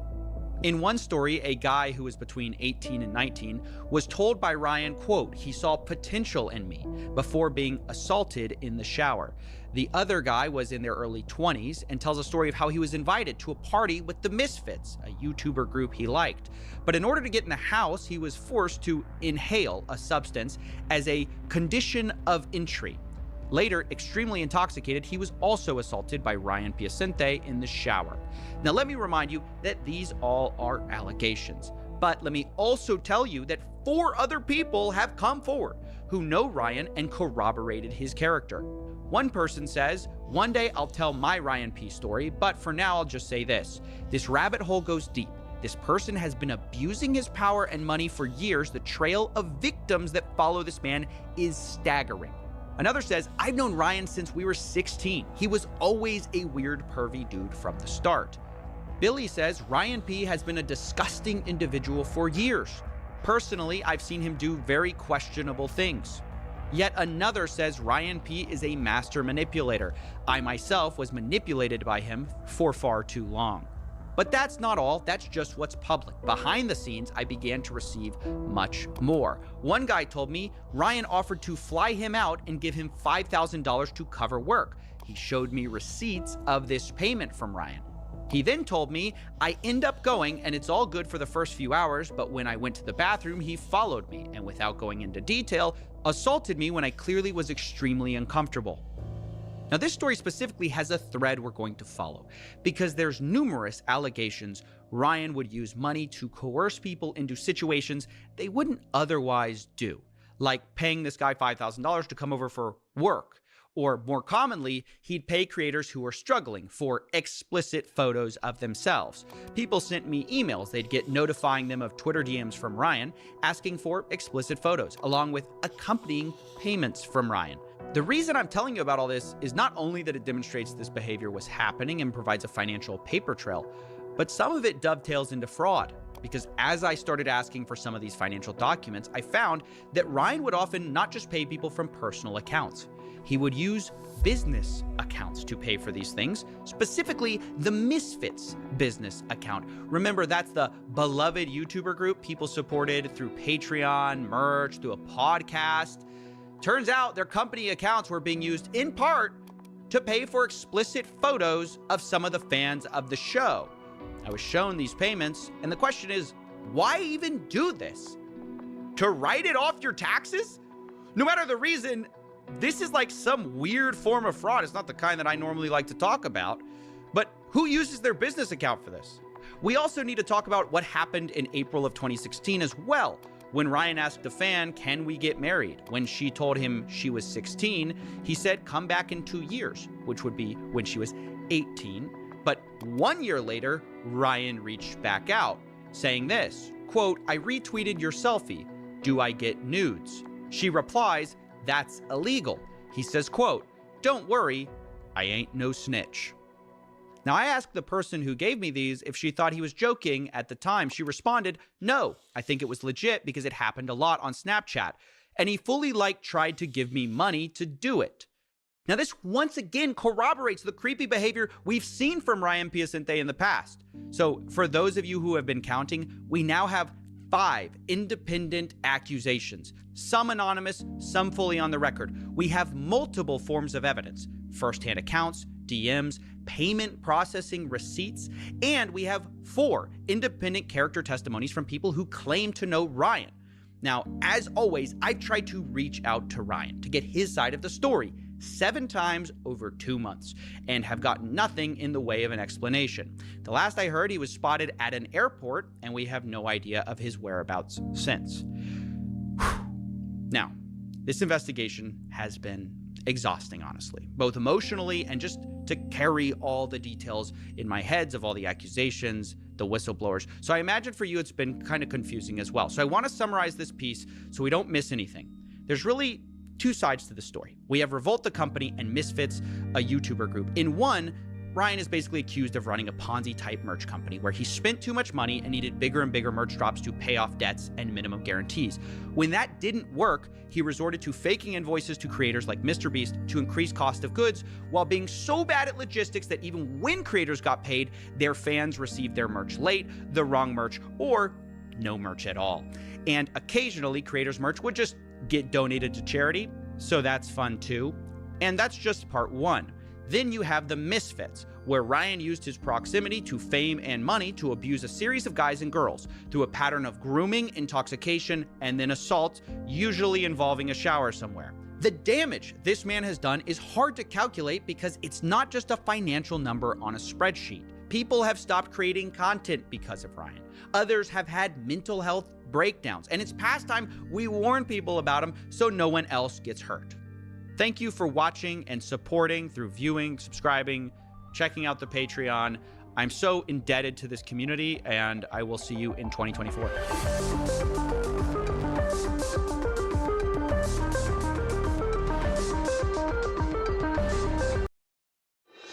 CryptoZoo.co. I am so excited about Oh, let's not forget about the Tyson's fight. Dreams are the fuel that drives us forward. This is how AI optimizes my schedule. This meeting got canceled. Hooray, we didn't. I investigated MrBeast, who was recently accused of making $23 million with insider trading and scams. I wanted to know the full story, so I reached out to everyone, from researchers to crypto projects, even to MrBeast himself. And let me say, the story is more complicated than you think. I want to be clear. What MrBeast did, what his team did, is shady. But what we care about is, did he cross that bright red line from shady to illegal scam? And contrary to what Twitter says, I don't think that's an easy answer. Instead, I think the answer will depend on you. If you love MrBeast, there will be an explanation at every turn and a scapegoat. But if you hate MrBeast, what I'm about to show you will seem unethical and like a clear abuse of fame for money. So already, this story is difficult, but I want to make you aware of 2 more things which matter. First, I have gone to MrBeast's team to try to fact check this story extensively, and they declined to fact check or comment on my many questions. Instead, they gave me a statement which we will get to. Secondly, I have a bit of history with MrBeast. I interviewed and spoke positively about him in the past, but also his new co-founder is suing me, and his other co-founder threatened to sue me. So you can make of that what you will. As always, I just want to let you know where I'm coming from, and I've tried to get all sides of the story. We're going to start with the major allegations against MrBeast and build on those. They come from 2 sources. Firstly, an investigation by Soma XBT, which claims MrBeast made $10 million by backing low-cap crypto tokens, which are down 90%. And the second investigation comes from a group of 5 people who investigated MrBeast and found $23 million in profits from, quote, scams, shady deals, and his network. Now, there are a lot of crypto projects they go over, and I want to be clear. Some of these allegations I agree are bad. Others I think are actually worse than have been reported, and still other allegations I simply disagree with them on. So we're going to start with what I don't agree with. According to the report, Polychain Monsters, or PMON, is a project which KSI promoted heavily. MrBeast did not. But MrBeast did get in the presale and make a lot of money. And thus, the conclusion is made, it's highly likely MrBeast made an investment from that insider information of KSI's promotional deal. But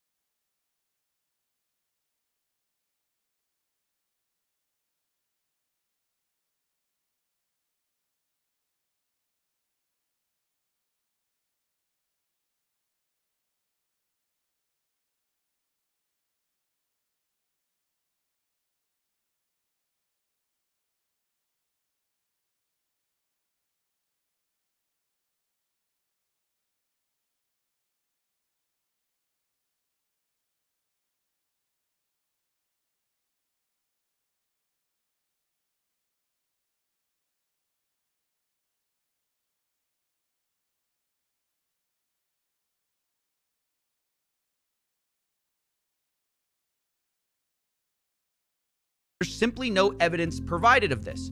I have the same thoughts about Jigstack, another coin which KSI promoted, and the conclusion is, though MrBeast did not officially follow Jigstack, in his network, KSI was involved in promoting Jigstack. From this information, MrBeast invested and made a large return. Here again, there isn't concrete proof. Now, I asked the team who wrote this piece, and the lead author, Casper Vandeluk, told me, quote, having known MrBeast's having a very strong connection with KSI, it's basically highly probable he was vested as a result of KSI. No concrete evidence, just going off probabilities. But I'm going to say I don't agree with that, and I'm going to toss those probabilities aside. I think they reach too far. Instead, I'm going to stick with what we can prove. Losing a loved one is unbearable. Losing a child in war is simply unimaginable. In war zones like Ukraine, Gaza, and Sudan, schools, hospitals, and homes have been destroyed. Children are trapped in a living happened. Luckily, the biggest claims in this report, the biggest moneymakers, are much better supported by evidence.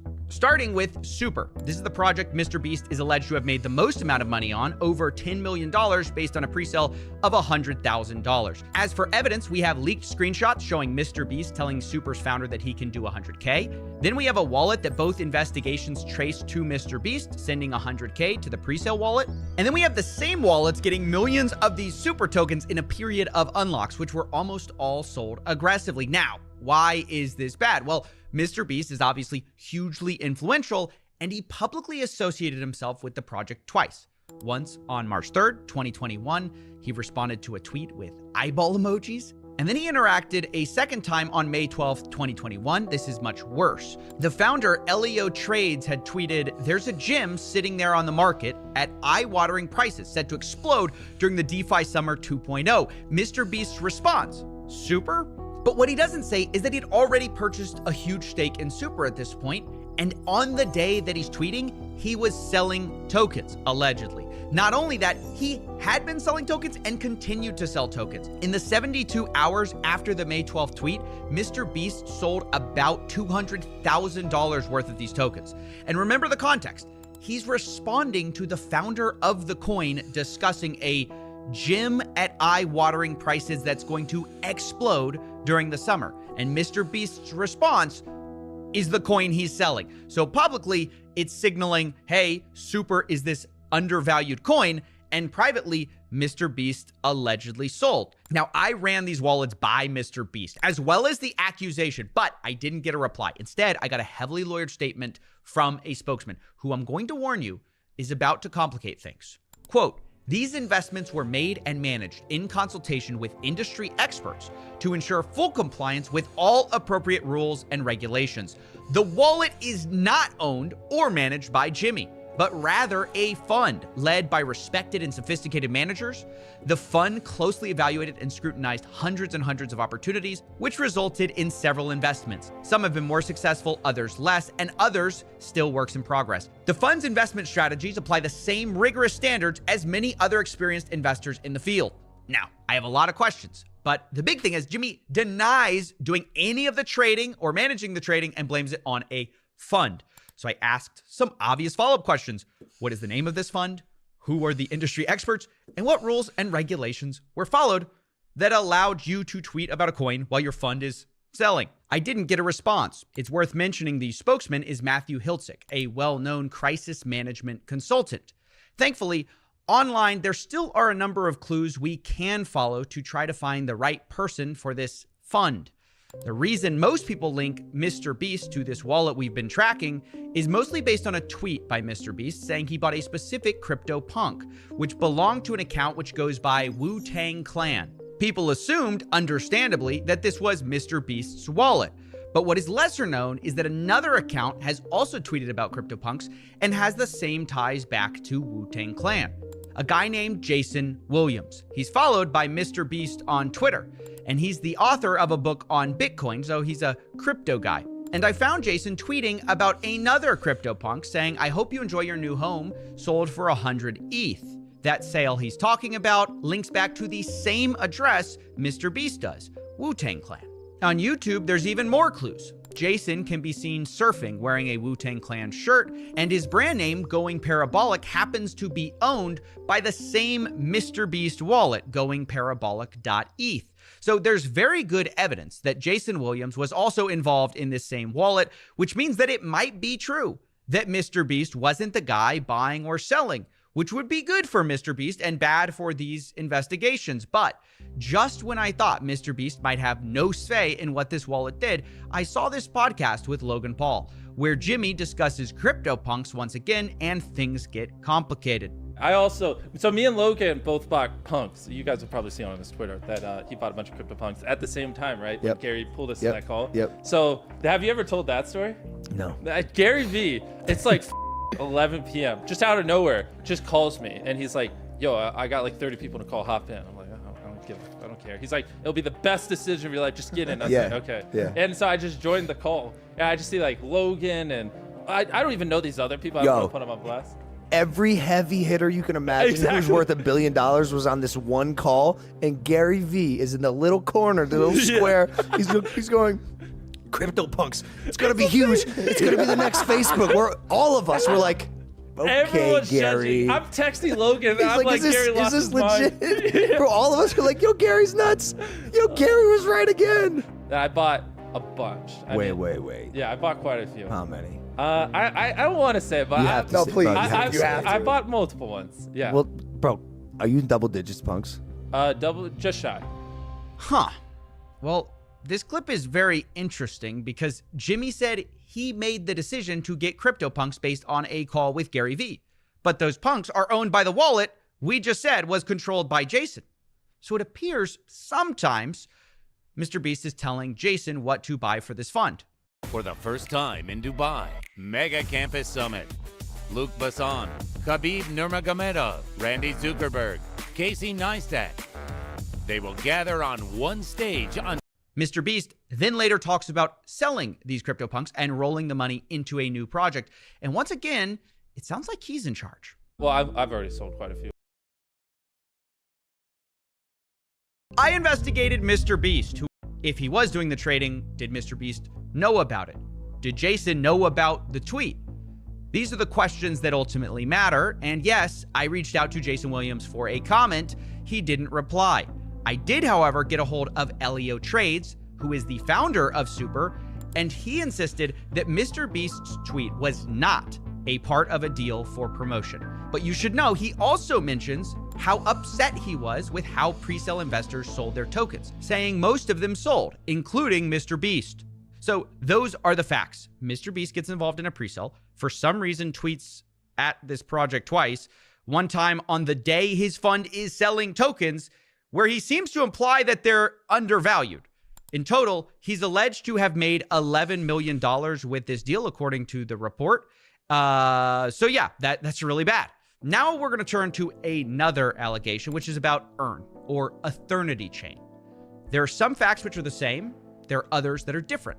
For example, instead of MrBeast setting up the deal directly, the team at Earn claims they never spoke to MrBeast. Quote, "We were speaking to his fund manager, and when I asked about these wallets selling allegedly over $4 million in tokens, they say, quote, MrBeast's fund was an early investor in our presale. He had the same unlock schedule as everyone else.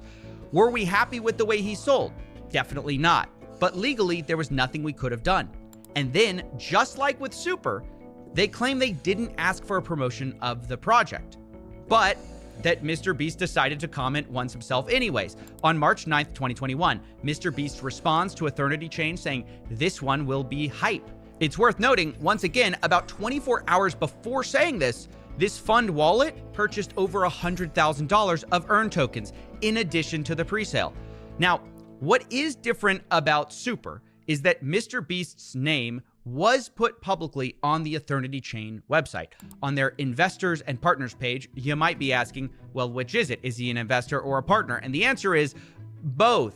He got into the presale, and the Earn team also claims that he partnered with them for an NFT drop. Supposedly, it was a charity drop and a normal NFT drop. Now, the charity drop specifically did happen in association with one of MrBeast's projects, Team Seas. saying, quote, all proceeds will go towards cleaning up the seas around the world. This was early November 2021.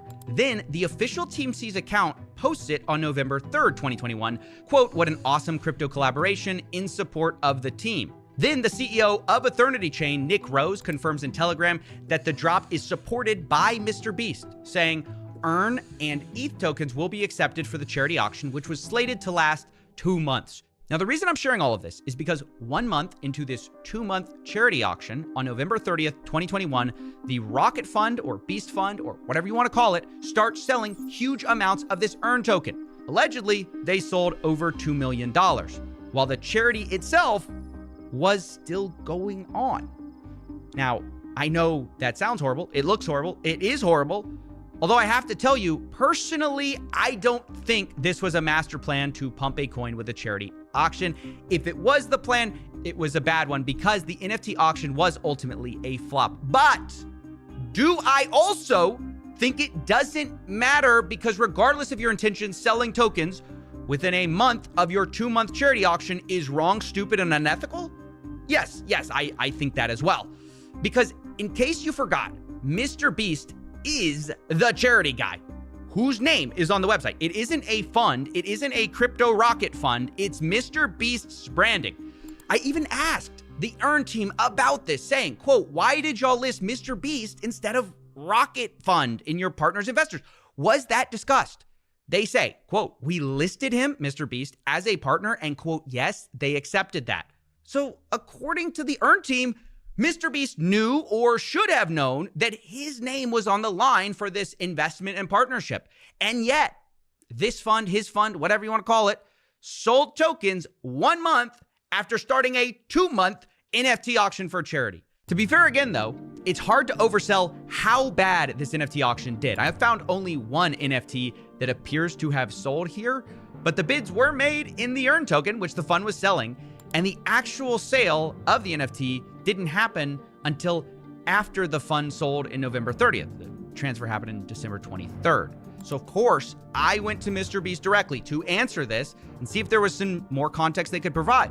There was no response other than the statement we've already read from Mr. Beast that he did not control the trading. Although again, that isn't a really satisfying answer because we've established Mr. Beast would sometimes direct what to buy and sell to this fund, like CryptoPunks. Personally, like I said, I don't think this was a pre-planned scheme. But regardless of intentions, if you're the charity guy, you support a charity, it flops while your fund makes millions of dollars in profits because it's selling the same EARN token people could bid on the charity with, that just is awful. And you should feel awful about it. Look, now I want to move on from that to talking about our final token, XCAD.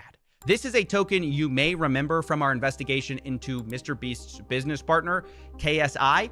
But unlike KSI, Mr. Beast was not promoting it a lot on Twitter. In fact, the only reason we know Mr. Beast was in the presale is that there were several articles about it bragging about that fact. Once again, Mr. Beast's name was used to promote this instead of the fund itself. And internally to investors, I have to say, this built up a lot of excitement, not just because Mr. Beast is a huge name, but because XCAD had what's called creator tokens. So the idea to some investors is that, well, if they're investing Mr. Beast and KSI, what if they were ever to launch creator tokens? That would be massive. And I bring this up because some people might ask, like, what do these affiliations, how do they impact people buying these projects? And the answer from what I've seen is they actually do impact it quite a lot because people are anticipating like further involvement. And also the idea is like they must not be investing unless they're long-term holders. You can see this in the Telegram chat. It became so common that in the XCAD community, one of the admins says, here we go again, another community member asking if there's any possibility of a Mr. Beast KSI token. And meanwhile, by the way, as that's happening, as the investors are hoping for these creator tokens and that they're imminent, behind the scenes, something entirely different had been happening. Like with Super and EARN, Mr. Beast's fund sold a lot of their XCAD early in 2021, rather than holding their tokens. And this was surprising to even the founder of XCAD himself, Oliver Bell, who said they told him they were gonna do the opposite. He tells me, quote, hey, So Mr. Beast reached out to me during our pre-sale raise. A group was set up with his team, and we had a call with his team, and they said they liked the concept. There was no strings attached to the investment. They did, however, want a lot bigger ticket than what I offered them, which I'm glad I did not fulfill. We discussed not just flipping this token, as this can damage projects if people have decent sized tickets. It was my understanding we were aligned on this. However, after listing to which XCAD performed well, there was heavy dumping from a wallet linked to Mr. Beast's team. I got in contact with them immediately and asked them why they were selling like this. Now, Oliver later claims this discussion about flipping tokens and them being aligned about the fact they're not going to flip these tokens so quickly was with Jason. And apparently, Oliver was so upset about what happened, he DM'd Jimmy directly, quote, explaining his team will ruin his reputation. And look, sorry to be a broken record, but yes, I reached out to Jimmy about this too. And once again, there was no reply besides the statement we read earlier. It's worth mentioning that I asked Oliver for proof of this message about ruining relationships, and he said the message had been deleted on Telegram. So who you believe here is up to you. Oliver also says, quote, I don't think Jimmy has a bad heart or is a bad person. I think he has genuine interest in the crypto space, but I think the team that handles his crypto is completely clueless. And here, on this last point, I have to disagree with Oliver. I don't think that Jimmy's crypto team is clueless. I think they saw an opportunity to make millions of dollars with Mr. Beast's valuable brand, and they took it, and they did make millions of dollars. And along the way, they did some things that were shady. Whether or not you think they were also illegal is probably going to be shaped by our unanswered questions and where you fill in those gaps. For example, do you think Mr. Beast knew about the selling that was going on May 12th for the super token? Why did he make that tweet? And then, do you think Mr. Beast knew about the charity auction and the selling that was happening on November 30th? And do you think Oliver Bell DM'd Mr. Beast and told him his crypto team would ruin his reputation? And if so, was that ignored? I hate to leave so many unanswered questions here, but I warned you, this was a complicated story. And a big part of the problem is the guy at the center of this story cannot or will not give more than a heavily lawyered statement through a spokesman who's a crisis management consultant. And let me just say, it's also frustrating that this statement takes zero accountability. Despite the fact Mr. Beast's team knew every major allegation that we're laying out here today, there is no mention of selling while Mr. Beast was tweeting about Super Token. There's no mention of them selling tokens a month after they partnered with a 2-month charity auction. And because of that, this statement feels very hollow. I think to Mr. Beast and probably to his fund, maybe this is just business, you know? They set out to make a lot of money, and they made a lot of money. What's the problem, right? This is America. They might think this is the biggest Mr. Beast nothing burger since Mr. Beast Burger. But look, honestly, I'd agree with them if they had done this crypto stuff without using Mr. Beast's name. But they want to have their cake and eat it too. This fund trades on Mr. Beast's name, as we've seen. They get in pre-sales based on his name. He tweets from his public account, and they're putting his name publicly on projects' websites instead of a fund. But when things go south, suddenly, oh, Mr. Beast, what? No, no liability, just because he's not sitting there physically pressing the buttons. I don't think that's the way it works. Look, I want to close with the final part of this CryptoPunks podcast we showed you earlier, because in many ways, I think it's a microcosm of this story. Obviously, I have to say, I'm not making any comments or judgments about the guy who's suing me, who's also in this clip. That's just coincidence. I am only talking about Mr. Beast's reaction, because as Mr. Beast is talking about Gary V's great CryptoPunks call, there's a moment when the co-host says, hey, maybe instead of Gary V being a genius, maybe it's just the call itself that makes the market. And Mr. Beast kind of defends it. He says, no, that was in February. You know, CryptoPunks didn't pop until the summer. And, you know, I never talked about CryptoPunks until this very moment. Can I ask you guys a question? When Gary does that call with all these billionaires and 8 months or a year later, everybody's like, Gary was right again. Yeah. Is it possible that he's right because of the call? Do you know what I'm saying? I think about that a lot. Dude, he has all these I think about billionaire that a market lot. makers in the thing. think about He that a makes lot. the call, makes the market. By the way, you look around at all the punk owners a year later and you're like, damn, it's all the same mother Because they were on the call. No, because bro, there's 10,000 punks, and there's only like 30 of us in the call. We can only own and do so much. There's still an entire market that's gonna happen regardless. I can tell you, I don't think why, because that was all back like early February. Like things didn't pop off till later, and every like NFT project was popping off, not just punks. I mean, make no mistake. Like having such influential people involved in projects, it can't hurt the ability for the project to but like, work. You know what I'm saying? 95% of those people didn't even mention it. You know what I mean? Like, I've never talked about it publicly. Yeah, but that last part isn't quite true. The reason we're all here is Mr. Beast tweeted about CryptoPunks the same day he bought them back in February. The ability for the project to but like, work. You know what I'm saying? 95% of those people didn't even mention it. You know what I mean? Like, Now all these three are under investigation. Logan and his partner, whoever the guy was on his right, has been in so many shit. Now it's Mr. Beast. Mr. Beast was in shit because of his partners that are on Mr. Beast channel. Now he's here. Man, what's going on? I've never talked about it publicly. Yeah, but that last part isn't quite true. The reason we're all here is Mr. Beast tweeted about CryptoPunks the same day he bought them back in February of 2021. That's how we found his wallet, even though we now know someone else was involved too. And I would apply the same level of scrutiny to many of the investments we've talked about. Was it the genius of Jason Williams, Mr. Beast, or this fund that made them tens of millions of dollars? Maybe. Or was it the fact that the name they brought to the table was Mr. Beast, one of the most influential and valuable brands in the world? And that's what got them the great deals. That's what got them a bunch of eyeballs. That's what made it so valuable to have his name on these websites. And maybe that's what made the market. Ultimately, I think it's for you to decide. Right?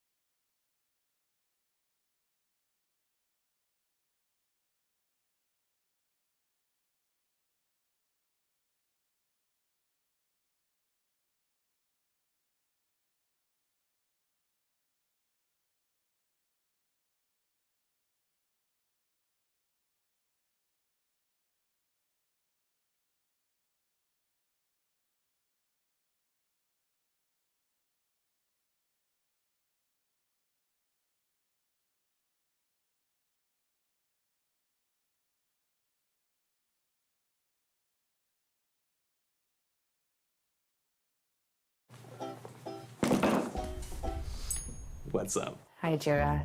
We brought you here. Yes, Logan Paul has sued CoffeeZilla for saying mean things about his crypto scam. In NFTs would allow users to make real money with barely any effort. It's a really fun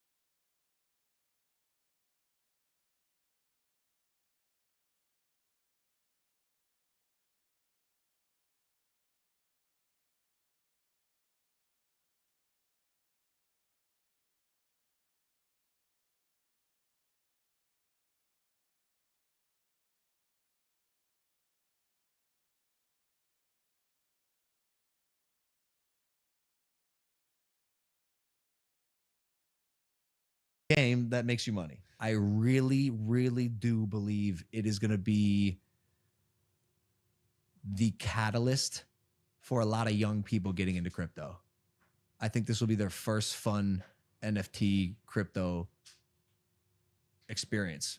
My game. Now, it's possible that CryptoZoo might have made Logan Paul some real-world money with very little effort, but players who purchased the in-game currency were left out in the cold. But that's where YouTuber CoffeeZilla, real name Steven Findezen, comes in. He's been investigating Paul's promises and the demise of CryptoZoo since at least 2022, calling Paul out for being a scammer. And now Logan Paul has filed a defamation lawsuit against CoffeeZilla. Paul alleges that he maliciously and repeatedly published false statements accusing Paul of operating a scam related to CryptoZoo, and that these lies have hurt his reputation and caused him significant emotional distress. Logan Paul was just an upstanding internet citizen who completely rehabilitated his image, and then CoffeeZilla just came out of nowhere and ruined that good name. But first, what is CryptoZoo? Well, CryptoZoo was a Pokemon-inspired trading game where users could buy eggs, hatch them, and then breed the animals. To participate, users spend their non-fungible tokens, called Zoo Coins, to buy the eggs. The app runs on the Binance Smart Chain, and the NFTs are purchased with Ethereum. The game promised users that they could make real money this way. All you had to do was breed very rare digital hybrid animals and then watch your cachet of coins grow. Bro, we have a massive team behind it and are probably out of pocket like $1 million just because we believe it's going to work. It was a simpler time back then, and the sales pitch worked. Players purchased over $2.5 million worth of digital eggs, which helped create enough hype to convince the crypto market that the Zoo Coin's actual value was worth up to $2 billion. But here's the catch. CryptoZoo launched in September of 2021, but as of 2024, it's still not fully playable. Players who purchased the eggs couldn't breed them, let alone cash out the coins for real money, and investors said that the eggs were just a picture on a screen that was basically worth nothing whatsoever. And that's a pretty accurate description of an NFT. It took me and Steve Bold 27 minutes to say the same thing a few years ago. But the CryptoZoo development team left the project in October of 2021, alleging that, quote, Logan's team has stolen the tokens from all of its V3 investors, while also lying to the public that he had paid the devs $1 million. Now, while it's not unusual for a group of people to have creative differences, Paul's silence and the lack of playable game led many people to believe that they'd been conned.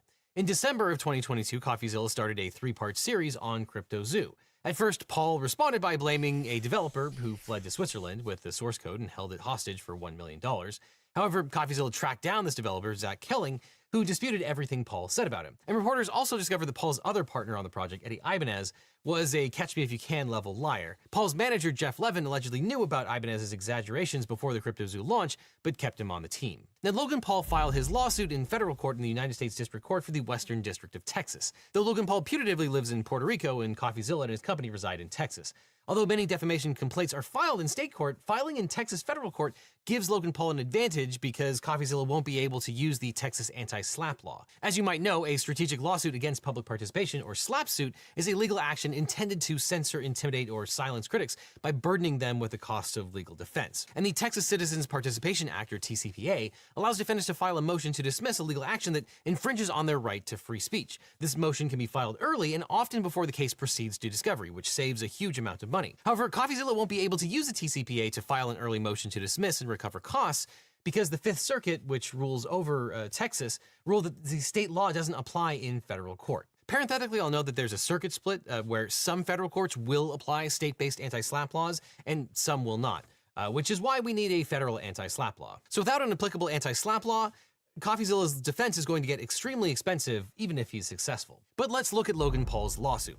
Paul's complaint alleges that CoffeeZilla's commentary about CryptoZoo perpetuates a false narrative that CryptoZoo was a scam orchestrated by Paul. He says that CoffeeZilla knew he was making false statements when he published the videos. So what are the allegedly false and defamatory statements?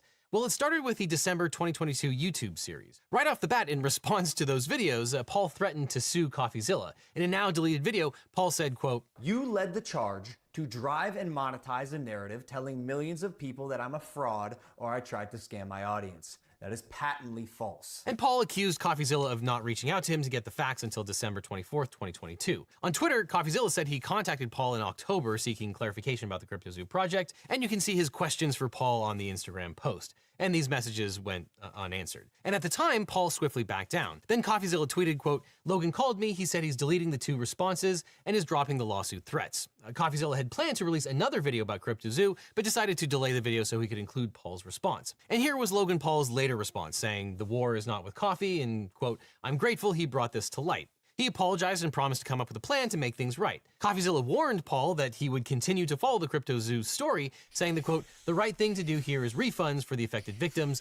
That's what this has always been about." Now, there's no actionable defamation in these old exchanges since Logan Paul acknowledges what CoffeeZilla reported was true, and they're also outside of the 1-year statute of limitations for bringing libel claims in Texas. But that's where things get interesting because Logan Paul announced a 3-step plan to remedy the problem. So I'd like to announce my 3-step plan moving forward. Step 1, Jeff and I are going to burn our Zoo tokens so we have no financial upside in the game and it will add value to holder tokens. Step 2, we want to offer a rewards program for players who are disappointed in the status of the game. So essentially you're going to be able to burn your base egg or your base animal for the mint price, which was 0.1 ETH or the equivalent in BNB. I am personally committing 1,000 ETH to this, which is about $1.3 million right now for players who want to get out. And then step 3, obviously finish and deliver the game. Now, Paul made promises to remedy the situation, but not everyone was happy. So some of the customers sued him and they went to arbitration, where they were represented by attorney Tom Kirker, who you might know by his online moniker, Attorney Tom. Now, put a pin in that, we're gonna come back to it. But fast forward 6 months later when CoffeeZilla tweeted out, "Logan Paul really is the type of dude to thank you when you expose a scam, then block you when you remind him to pay up." Every moment captured. That's the gift of Whoop. Unlock the health and fitness insights that matter most. Shop now. Now, Logan Paul alleges that CoffeeZilla's tweet is libel per se. A defamation or libel per se describes statements which are considered to be so harmful on their face that the plaintiff doesn't need to prove special damages, that they can get by with basically no damages and still file suit. In Texas, defamation per se includes accusing someone of having an infectious disease, accusing someone of a crime, or making statements that harm someone in their job or profession. Now, in this context, the allegation of defamation per se probably doesn't make any difference whatsoever. But in general, to prove defamation, he has to show 1, the publication of a false statement of fact, 2, that was defamatory concerning the plaintiff, and 3, that the person made the statement with actual malice, and 4, damages. And I'll remind you that the term actual malice is a legal term of art. It does not mean that the publication of false statements was made with mean intention, but rather that the plaintiff has to actually know that what they're saying is false or act with reckless disregard for the truth of that statement. And here Logan Paul alleges that, quote, "The accusation that Paul operated a financial scam is one that tends to harm his reputation so as to lower him in the estimation of the community or deter third persons from associating or dealing with him." The June 29th, 2023 X post is libelous per se, and that it tends to affect Paul in his profession or occupation and accuse Paul of engaging in illegal conduct. Now, according to Texas law, a statement constitutes defamation per se if it injures a person in his office, profession, or occupation, but this is interpreted narrowly so it doesn't prohibit legitimate complaints against a person for their professional conduct. And generally, disparagement of a general character equally discernible to all persons is not enough unless the particular quality disparagement is of such a character that it is peculiarly valuable in the plaintiff's business or profession. Now, what is Logan Paul's profession? Arguably an influencer or boxer. He's not a developer, he's not a financial professional, nor does he have any special knowledge of NFTs and how the blockchain works, clearly. So really, even if it mattered here, the allegation of defamation per se probably wouldn't apply anyway. But anyway, Logan Paul says by 2023, CoffeeZilla knew that CryptoZoo wasn't a scam. He says, quote, "The post was a gross and intentional distortion of Paul's prior statements in which he referenced CoffeeZilla's research as a positive in the sense that it had helped expose the wrongdoing by Paul's former business partners, who had also hoodwinked and victimized Paul. Feinstein knew this, but he intentionally conveyed to the public the false accusation that Paul was a participant in a scam and intentionally defrauded people to increase his own profile by continuing to attack a well-known celebrity." And Logan Paul cites the mean tweets as proof that his reputation was ruined by CoffeeZilla's scam comment. But number one, he would have a very hard time proving damages. But more to the point, there's little evidence to support the claim that CoffeeZilla's characterizations were false in the first place. There was no completed game, his fans weren't paid back, and CoffeeZilla discovered that the people that Logan Paul was working with had lied. Not to mention, this seems to be a classic opinion based on disclosed facts about the type of person that Paul is. In fact, they all seem to agree on the underlying facts that CryptoZoo was in fact a scam.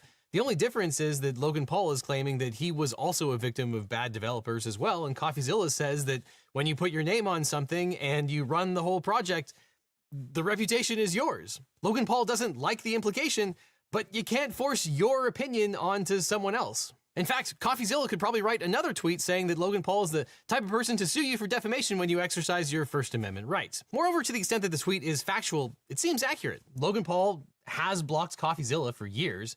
He hasn't paid back all of his customers, so, where's the lie? Additionally, on June 30th, 2023, CoffeeZilla published a video entitled Logan Paul's Scam Isn't Over. Logan Paul alleges that this video is defamation per se, again, objecting to the characterization of CryptoZoo as a scam. He says CoffeeZilla, quote, left no doubt that he was accusing Paul of intentionally defrauding individuals who bought egg NFTs or Zoo tokens by referring to those people as his, Logan Paul's, victims, declaring to his audience that Paul was guilty and his offer to reimburse buyers of egg NFTs was an admission of guilt, and stating that Paul was just pretending he'd changed. This video has been viewed nearly 6 million times, and I highly recommend watching it again so it can be viewed 6,000,001 times. So, did CoffeeZilla make false claims about Logan Paul in this video? Well, the point of the video was, quote, Logan Paul promised $1.8 million to the affected victims, saying, in the meantime, I have committed more than $1.8 million for those who do not want to wait for CryptoZoo to be completed. However, despite bragging about making millions with Prime, there have been no updates about the status of these updates. Now, Logan Paul says that CoffeeZilla was, quote, aware at the time of the publication that these statements were false, or at a minimum had a high degree of awareness that the statements were probably false. But we can look to the video. Here's Logan Paul complaining that CoffeeZilla reached out to his manager rather than him personally. Maybe we could have talked about this if you had reached out to me, personally. Not my manager, Jeff, who is not me, Steven. But when CoffeeZilla reached out to Paul, he heard back from Paul's lawyer. Well, I did reach out to you, and I got no response. In fact, the only response I got came on my 4th attempt to reach Logan, but this one came from his criminal defense lawyers. A guy named Jeffrey Neiman emailed me after my 4th attempt saying, Steven, see inserted on behalf of Logan Paul. Now, to be honest, I had no idea who Logan Paul was until I researched the lawyer and learned that he, quote, regularly defends individuals and corporations in white-collar criminal litigations. And that's when I realized, oh, that Logan Paul. Why didn't you just say you defended alleged white-collar criminals? Would have saved me a Google search. So I opened up the letter and it read, we represent Logan Paul. Mr. Paul has informed us of your outreach about the status of the CryptoZoo buybacks. Mr. Paul remains committed to this process. We are working with Mr. Paul to evaluate the best way to achieve this goal. In the meantime, please direct to our attention any further inquiries to Mr. Paul. Thank you for your patience and understanding. Now, that might seem like a good step in the right direction to you. At least we got a response on behalf of Logan. And as CoffeeZilla points out, there are two things absent from the lawyer's statement. But when I read their response carefully, I realized things were actually worse than I thought. Because two things are absent from this statement. One, a timeline for refunds, and two, a plan for refunds. I mean, you have this abominable statement which says, we are working with Mr. Paul to evaluate the best way to achieve this goal? So you're still at the whiteboard then? Guys, this is a statement you say when you have no plan or you're stalling, right? You say, we're evaluating the best options. I mean, that's where Logan was back in January. He was evaluating. Am I supposed to believe 6 months later, you guys haven't figured this out? You've gathered all the boys in the office, brainstorming every single day. How do we refund people? And you don't know? Control and domination. That's the goal of all power systems. They can be resisted, and should be.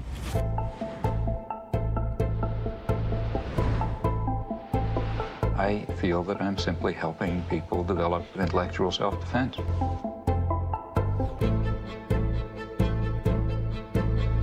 Social media tends to drive people into self-reinforcing bubbles. It's driving people even to more extreme views. Join me as we discuss some of the most pressing topics of our time.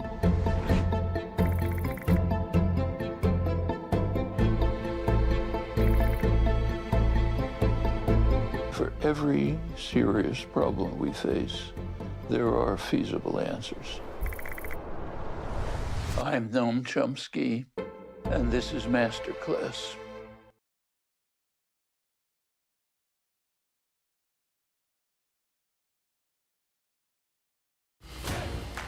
Today feels like a day for more. And with Ian at my side, I can go for more. More skills to unlock? Let's do it. Get more charge and more go. Get more calls and more connections. Wherever you go. With more ways to go, wherever and easier than ever. And at the end of the day, I can watch more of my favorite sports or more series and shows. So there you have it. Ian brings you so much more, so you can be more. Ian. go for more. Now, recall that we talked about how Logan Paul is currently being sued in real life by Tom Kirker, attorney Tom, in arbitration, and they're seeking damages caused by Paul's crypto venture. But perhaps the most shocking thing about this whole thing is that Logan Paul's lawsuit, the complaint, actually admits a whole bunch of the stuff that attorney Tom was going to have to prove for that case, which is one of the reasons you should never file performative lawsuits in the first place. Even though it's the right thing to do, not filing a performative lawsuit, you should do it for self-interested reasons. Here, it'll very likely prejudice the defense of his case against the accusations in the other arbitration. Moreover, the whole complaint basically admits that CryptoZoo was broken beyond belief, which most people would qualify as a scam, but Logan Paul just claims to be a victim of his own developers. Now, it's not dispositive, but Merriam-Webster defines a scam as a fraudulent or deceptive act or operation. Paul committed $1.8 million to pay people back, but for some reason after 6 months, he never followed through on his 3-step plan. Though, in fairness, since there is a whole bunch of pending litigation, that might be the reason why he hasn't taken remedial steps. You need to figure all that out before you can start paying out millions of dollars. But still, one is allowed to have the opinion that by not paying off the victims, that you're simply perpetuating a scam. Here's CoffeeZilla reading from the post where Paul outlined what he would do. I mean, listen, he had more of a plan, Logan did, back in January. I'm not even sure what there is to even still figure out, because way back then, January 16th, he said, I've committed more than 1.8 million for those who do not want to wait for CryptoZoo to be completed. Players will be able to burn their base eggs and base animals for their mint price. I mean, there it is. That's the plan. Pay a blockchain dev to code that up and pay the victims their money. That's it. This video also calls Paul out for not explaining himself for the delay in paying people back. And I can't fathom that there's anything false here. Many people were wondering about their refunds, but Logan Paul wasn't responding to them, leading them to conclude that he was being deceptive when he made the promises. Again, people are allowed to have their opinions based on the disclosed facts. And even CoffeeZilla predicted that Logan Paul would eventually claim that he had to be silent because he was a defendant in a lawsuit. Only he's tried this before, and it didn't make a lot of sense then either. I had to rely on my team. I crumbled internally, and the advice was, while actual legal process was going on because of criminal investigation taking place that CoffeeZilla highlighted in his series, I had to stay silent. And for a year, I'm hounding Jeff. How do we make this right? So at base, CoffeeZilla is going to have two probably pretty good defenses. First, these comments are 100% true. And second, they form the basis of his legally protected opinion, which is that Paul is a scammer because he cheated his fans out of millions of dollars. And then finally, Paul's third claim is that a January 5th, 2024 YouTube video called Logan Paul's Refund, CoffeeZilla accused Paul of orchestrating a massive con, referred to Paul as a serial scammer, and claimed that Paul scammed those who bought Zoo tokens or CryptoZoo egg NFTs. It is still 100% within Logan Paul's power as a near billionaire with Prime to make things right, fully right, with his fans who he scammed. On January 4th, 2024, Paul officially announced on X that his CryptoZoo egg NFT buyback program was operational. He posted a link to a website where holders could submit a claim for buyback, with Paul committing up to $2.3 million of his own money to the effort. And on that same day, Paul sued Ibanez and Greenbaum, alleging that they'd scammed Paul and he relied on their advice. Now, CoffeeZilla's January 5th video was published one day after Paul sued the developers and finally made a refund offer. Paul claims that since CoffeeZilla had many of the documents and text messages Paul cited in his lawsuit, that any characterization of Paul as a con or a scammer is false and defamatory. But CoffeeZilla's video explains that Logan Paul's refund offer came with a bunch of strings. He was offering up to $2.3 million, but the estimated damages are more than $18 million, and anyone who accepts the refund must waive their legal rights to participate in the lawsuit filed by attorney Tom or in any other legal action against Paul. Logan may be losing. Put in that light then, this refund starts to look less like a good faith attempt to make things right and more like a cynical bargaining chip to avoid getting in even more trouble. Now, I don't know if Logan Paul is acting in good faith, but CoffeeZilla is perfectly entitled to that opinion. And there's no way to prove that factually, in Logan's brain, he had good intentions all along, including when his lawyers made a settlement offer. But CoffeeZilla certainly has plenty of reasons for concluding that there was a con and a scam. And as he points out in the video, he watched Logan's fans beg for a refund for 3 years. But I was wrong. I mean, I wasn't wrong the first time he said I was wrong when he said he was going to still finish the game. I was wrong that he was going to do it at all. But even after 12 months of work, you've still managed to overlook one crucial piece of information. See, even though I've said it's coming so many times, you've assumed that CryptoZoo isn't being made. Who are you to decide when the development timeline ends? Trust me, CryptoZoo is coming. I will make damn sure of it. Oops, So much for making damn sure of it, because there's no game.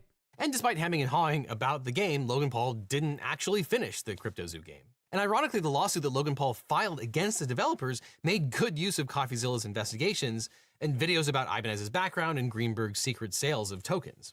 Turns out Eddie Ibanez's entire backstory was a fabrication, including the MIT NFL story. Can you believe it? It's like, yeah, we know. And then he goes, yeah, well, you won't believe what I discovered. Crypto King secretly sold tokens. Yeah, we know. Logan just shamelessly rips off my work claim for claim without citing me. I mean, he says things like Mr. Greenbaum would later admit that he made millions of dollars through his surreptitious sales of Zoo tokens. But where did Logan find that admission? Was it perhaps when he investigated my video? Time and time again, this lawsuit copies my work, but is embarrassed to cite it. So they even have to say things like, based on public reports. What public report? Mr. Ibanez made approximately $1.7 million from selling Zoo tokens. I could swear I've heard that before. And for my calculations, he made about $1.7 million. So Logan Paul has sued CoffeeZilla for making false statements because he keeps repeating facts that Paul has acknowledged in his own lawsuit against the developers are true. But Logan Paul just doesn't like how CoffeeZilla has characterized these facts.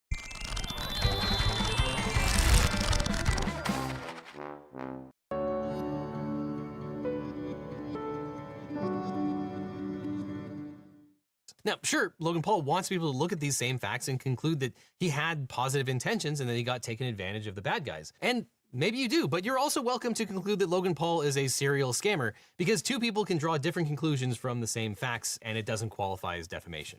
And while things that are labeled as opinion can sometimes give rise to defamation, they still need to be a verifiable fact. And there's actually case law applying the word scam in the context of a cryptocurrency scheme. And court. I mean, what he's saying is not wrong, right? CoffeeZilla spoke about them, everybody spoke about them, and it's still ongoing. Have decided that using the word scam in the context of a cryptocurrency scheme is generally not a verifiable fact that can be proved true or false. But even if you could, it would still qualify as an opinion. And that makes sense. We call things in the end, scams everything all is the an time opinion, when right? there's an Whatever outcome I that say, we don't you say necessarily is like. an opinion. Logan Paul asserts that you can only and use anything the word we scam. say to accuse somebody, it should be allegedly, because like if he was allegedly allegedly concerned about something, or like they spoke about something, it should be allegedly, because it's not proven yet. Man, people and fame, what the hell is going on? To describe something where they intentionally intended something to steal money from someone, but that just doesn't jive with the regular definition of scam that we use all the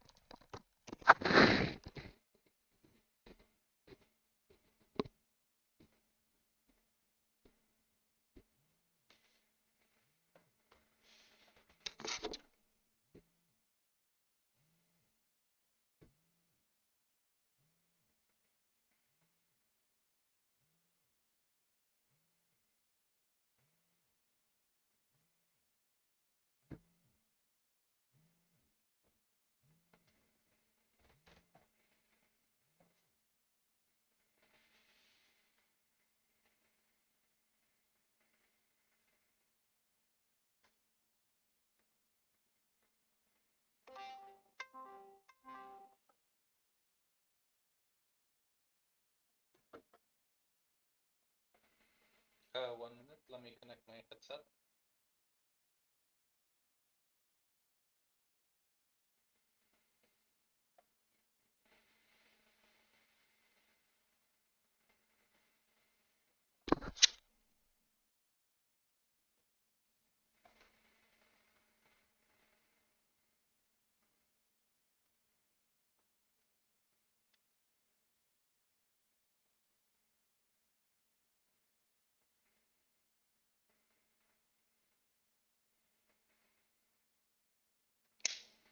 Hello, can you hear me?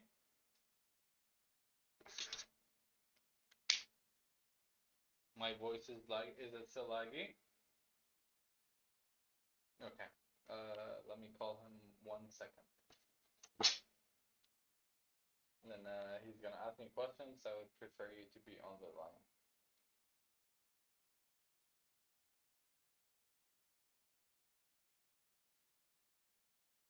المشترك الذي Okay.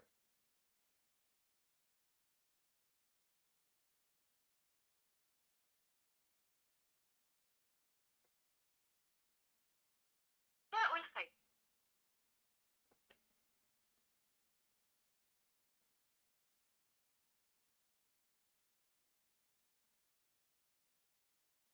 Before I call him, what's your questions? Yes. Then I said, you told me something I want to ask him. إن عادي إلا بعد الجامعة يعني. Yeah. Okay. Okay. Let me ask him.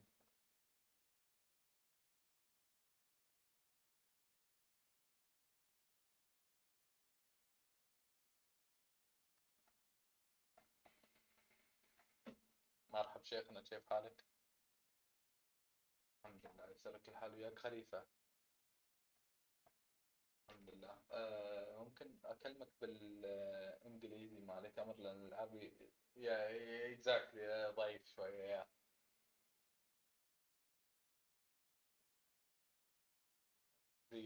دقيقة ما عليك أمر.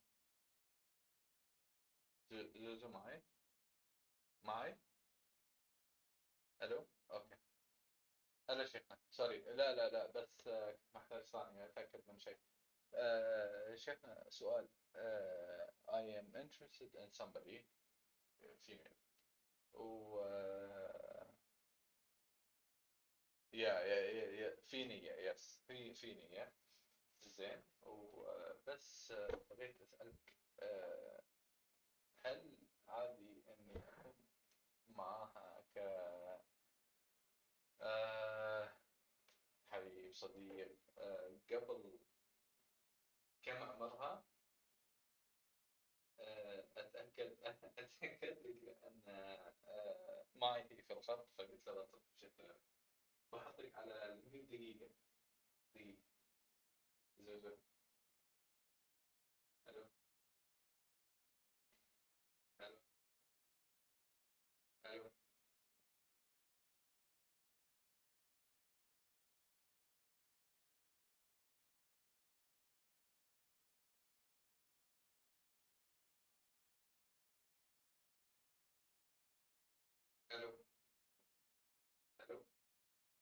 أوكي.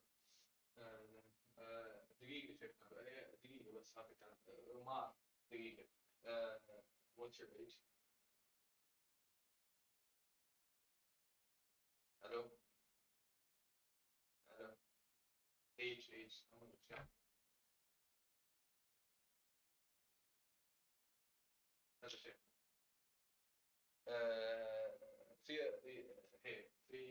في جدية في الموضوع، بس عمرها 18.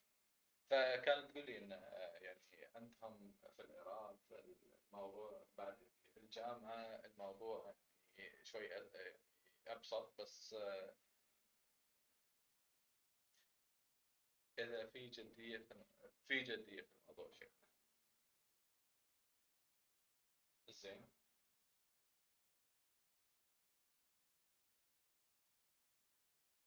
يرد الموضوع ده. خلاص إن شاء الله. مشكور يا شيخ. بس أسأل، هذا في سؤال ثاني أرد عليك، تعطيني ثانية بس 10 ثواني أرد عليك. دقيقة بعطيك أنا. ألو. Do you have any questions? Other questions? I put him first, but he said if you accept and you are serious about it, then it's fine. If you're not serious about it and you'd rather wait, then basically the whole situation relies on you.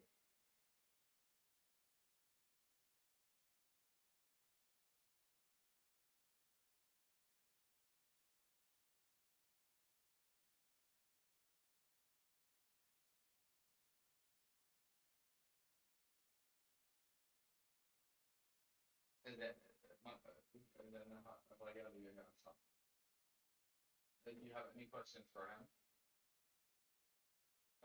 الو هلا شيخنا مشكور يا شيخنا اكلمك ان شاء الله بعدين ولا اشوفك بكره ان شاء الله يلا السلام عليكم. Go ahead. Okay, so what he told me is as long as she accepts, then it's fine. If she does not accept, then it's an issue. The time. Though it might actually apply in this case too. We don't know. Now, Logan Paul's lawsuit seeks compensatory damages for the harm to his reputation, emotional distress, and punitive damages, and an injunction to prevent CoffeeZilla from continuing to report on CryptoZoo. But the bottom line is that Logan Paul filed this lawsuit because he wants to silence his main critic. And that's the very definition of a slap suit. And even though CoffeeZilla won't be able to use the TCPA, he still has every other defense to a defamation lawsuit, including his statements are true facts, and also his own opinions. The First Amendment also protects rhetorical hyperbole, which is how we describe exaggerated over-the-top speech employed for rhetorical effect. And frankly, even if these statements were defamatory, Paul would probably struggle to prove damages. Now, so far, CoffeeZilla hasn't said anything publicly, which is very smart. He's hired some great attorneys, and it looks like he'll let them do the talking, which, again, is smart, because when it comes to IRL legal disputes, this shit gets real. This is how AI optimizes my schedule. This meeting got canceled. Hooray! We didn't really want to go anyways. But now I have a free afternoon and 1,000 things I need to get done, so what should I work on during this time? The way I used to do it was spend the entire afternoon trying to figure that out. But this AI planner does something really powerful. It will tell me the most optimal use of that time because it knows my calendars and all my projects. And it does this throughout my entire week, which is basically like having my own executive assistant managing my calendar. Now I don't even have to think about it. But how does it really know what's most important? Is it just guessing? Every task has a deadline, a priority level, and how long I expect that task to take. So the AI takes all of that into account to create my most efficient schedule that meets all my deadlines. It's incredible. This app is called Motion, and it's only 62 cents a day for something that basically is your personal assistant. But if you tap here right now, you can try a 7-day free trial and just see how productive it really makes you.